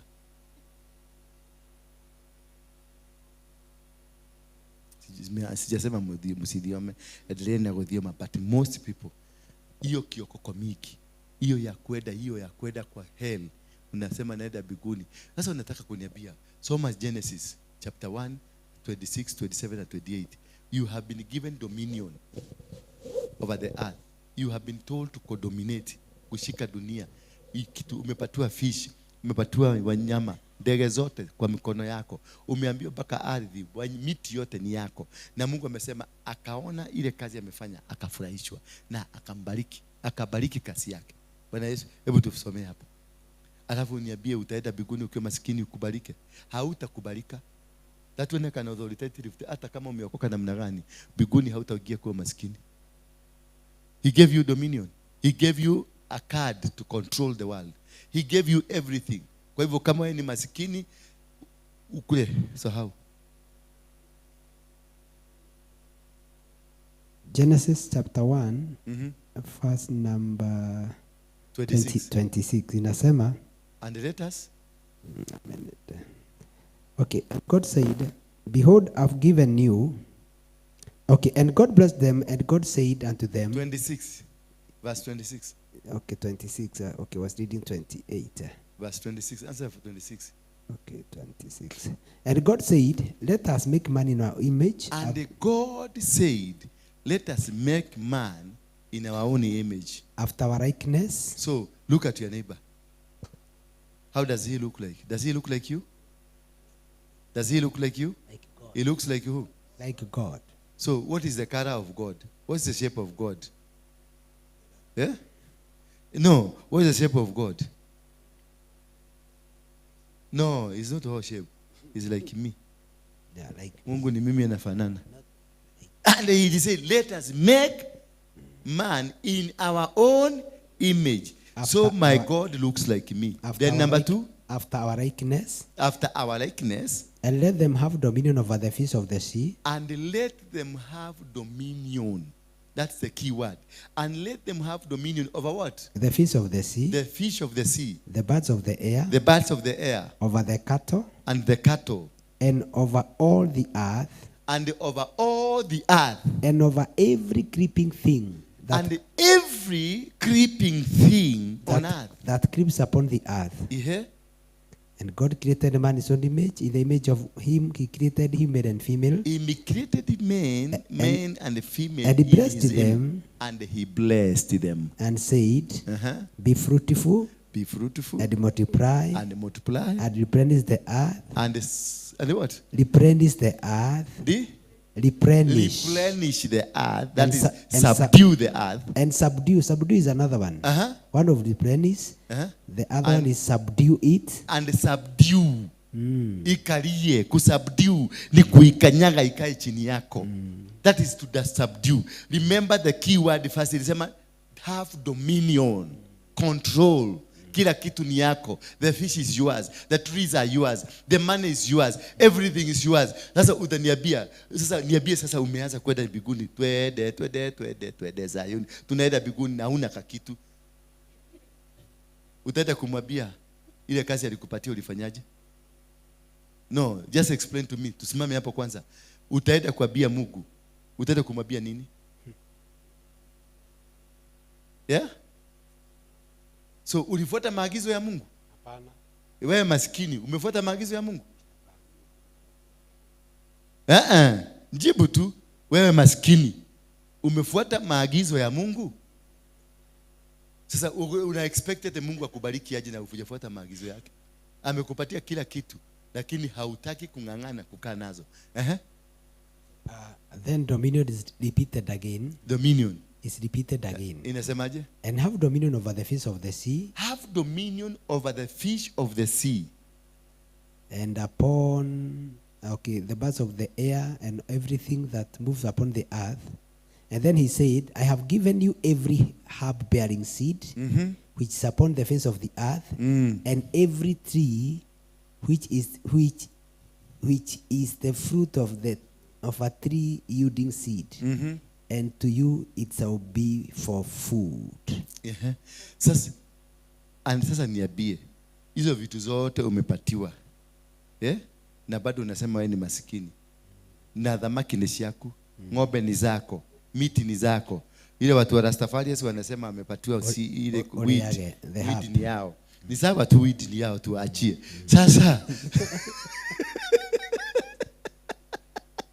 Sasa niambie, utaenda biguni kuexplainia Mungu nini? Utaenda kuambia Mungu nini? Madam, ugothi kwiraga ike kule iguru. Ukigwa ni urakua, acha nikwambie, ukasikia kesho nakufa, nenda upige magoti umwambie Mungu, I'm not ready to come because najua nikikuja huko tutakosana. I have not been faithful. Bwana Yesu asifiwe sana. I have not been faithful. Ndio naona this is what will cause so many of us to cry. This is sin. To be poor is sin. Pako narara jana, umepoa zote ukule. Umepatiwa kila kitu ukule, lakini unasema daire ngaragu. Sikubidi sijakula. Why? You have been given dominion. You have been told to subdue the earth. Where did the rain start beating you? ulianza kunyeshewa wapi? Where did you lose it? And already, and inasema in verse 27, inasema and when it's over here 27. And he made man and a woman were made. And he was happy, and God was happy with his creation, and God blessed them. Amen. You are blessed. First thing first, you are blessed. And number two, God is happy with you. First, and God saw everything he had created was very good. And God saw that everything he had made, and behold, it was very good. Then the evening and the morning were the sixth day. So he saw whatever he did was very good. So he said, I bless you. He blessed them because of that. And God was happy with what he did. Where did it come that now kila siku mdomo yako inasema the devil is a liar? Where did you connect yourself with the devil? And the devil was not there when you were being created. Ulitafuta wapi? Mulikutana naye wapi? Ulisikia wapi? Ulisikia wapi? Bwana Yesu asifiwe sana. Amen. So if you don't have, there is a mistake you've made between you and the things of God. Kwa sababu alikupatia na akakwambia fanya urafiki, kana dominate them. Kama umeshindwa kudominate, kuna tatizo wewe na hizo vitu, si Mungu. It is not God. Ni zimekukataa kwa sababu hutaki kusikia boss. Samaki imekukataa kwa sababu hutaki kusikia boss. Miti imekukataa kwa sababu hutaki kusikia boss. Enda kwa make God to become your friend. Na hizi vitu zote zitakubefriend. Hallelujah. Amen. If you make God your friend, every other thing will become your friend. Hallelujah. Bwana Yesu asifiwe sana. Call the things which be not as though they were. Call the things which be not as they were not. Goliath called this man, you dog. David called this man a dog. You diminish your enemy. You subdue them. You bring them down. To win every battle, you must subdue this man. He subdued Goliath. People were worshiping this man. People were seeing the greatest of this man. But David, in his eyes and his mentality, alidete kamutu huyu mutu akakuwa kadigiriri. Bwana Yesu asifiwe sana. Don't magnify a problem. Don't magnify that state that you are in. Don't magnify whatever that is fighting you. Subdue it. Diminish it. Make it irrelevant. You will win over it. When you make your brains and you are thinking higher than what you are fighting, then you will win the battle. If you see a mountain, a big mountain, inakuwa nika kitu kameinuliwa, you will conquer. But if you fail in that projection, you are going to fail. If you see your enemy, the people who are fighting against you, if you look at them and they see as though they are going to win the battle against you, they are strong. Mimi siwezi. Hiyo siwezi. Nairobi sitaweza. Hiyo kazi kai nie dikihota. Gutakobesha cha mother boss you. You have lost it. Anticipate unusual miracles and the signs. Anticipate. Always anticipate unusual miracles and the signs. In every step. Kwa hiyo kazi yako, anticipate a miracle. Katika kazi ya Mungu, anticipate a miracle. Whatever you are doing, anticipate a miracle. Always, hata kama hakuna. Even if you are working without, hakuna. Just anticipate a miracle. And you will win. And you will conquer. Prepare your mind psychologically as for you to win.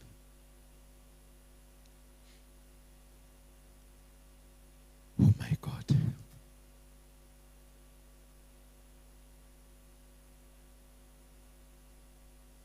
In verse number 50, so David prevailed over the Philistines with a sling and with a stone, and they struck the Philistine and killed him. So you must kill that enemy. You must prevail and kill that enemy. If it is the enemy of poverty that has been over you, kill it. If it is the enemy of diseases that has been over you, kill it. If it is enemy of anger, the spirit of anger, the spirit of stagnation, destroy them in the mighty name of Jesus Christ, and you will win every single battle. Tusimame kwa miguu yetu. Hallelujah.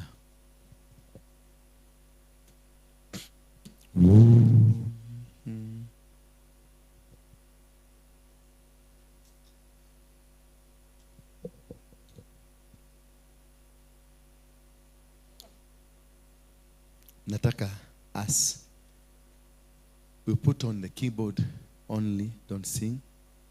I want us to get into the mood of prayer. As usual, speak to yourself, speak to your spirit, speak to your soul, speak to your body. You know the mistake that you have committed with God. The poverty that is all over you, it's a mistake, it's a sign, it's a crime, it's a sin. God is not happy with you. My brother, God is not happy with you. God is not happy with you. He never created you to be poor. He gave you dominion. Now the world is dominating you. You have been subdued by the earth. Rise up now. Set yourself free. Cut the links. Cut the links of poverty. Cut the links of ignorance.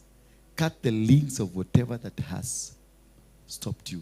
Anything that is against your life, against your business, against your family, against your desires. Fight it now, right now. Open up your lips and now start speaking. Then I will come back. Then we shall do a prayer and decrease over what has been tormenting you. Take your room, take your space. Take your space, take your space. Don't be stuck in one space. Take your space and speak to God. Tell him, God, today, here I am. I want you to use me in a powerful way. You can even come here at the forefront and break your barriers. Break all the barriers. Break the barriers of fear. Break the mental barriers. Break the physical barriers. And break the barriers that has been brought by our fears. Fight and fight your fears. Fight your fears. In Jesus' name, amen.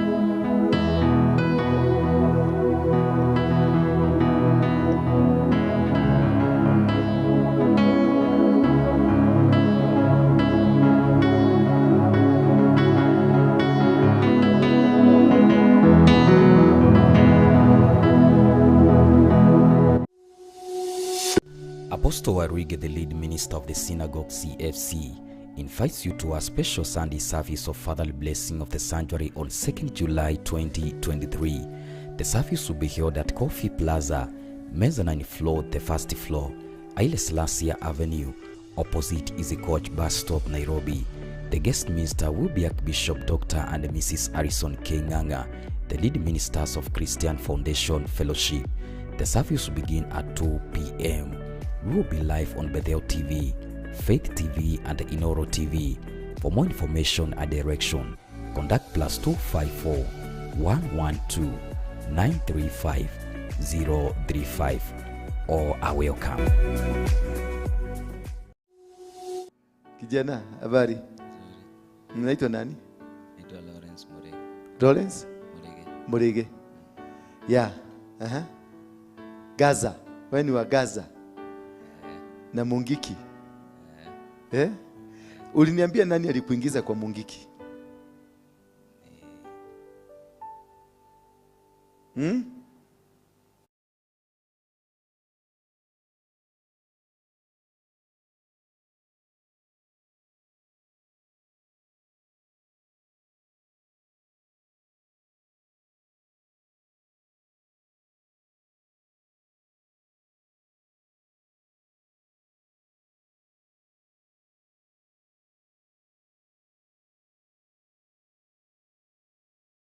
about 4 years ago. 4 years ago. Alikupatia nini? Yeye alinipeleka Nyahururu, akanipeana kwa au majamaa wa Nyahururu. Yeye ndiye alikupeleka Nyahururu. Akakupeana kwa Mungiki wa Nyahururu. Tukiwa na mlikuwa watu wangapi? Watu 14. Watu 14. Mkakaa huko. Alafu mlikuwa mnafanya nini?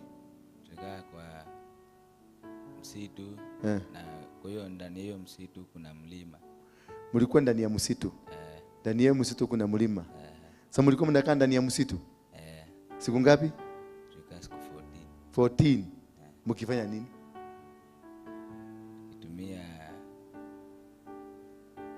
Kuna vitu tulikuwa tunatumia kama bell. Kubel. Hii hapa. Hiyo. Na katumbako? Sasa hiyo tobacco lazima ungeweka kwa mdomo. Ungeweka kwa mdomo. Inakuwa ngori. Inakuwa ngori. Inakuwa nini sasa?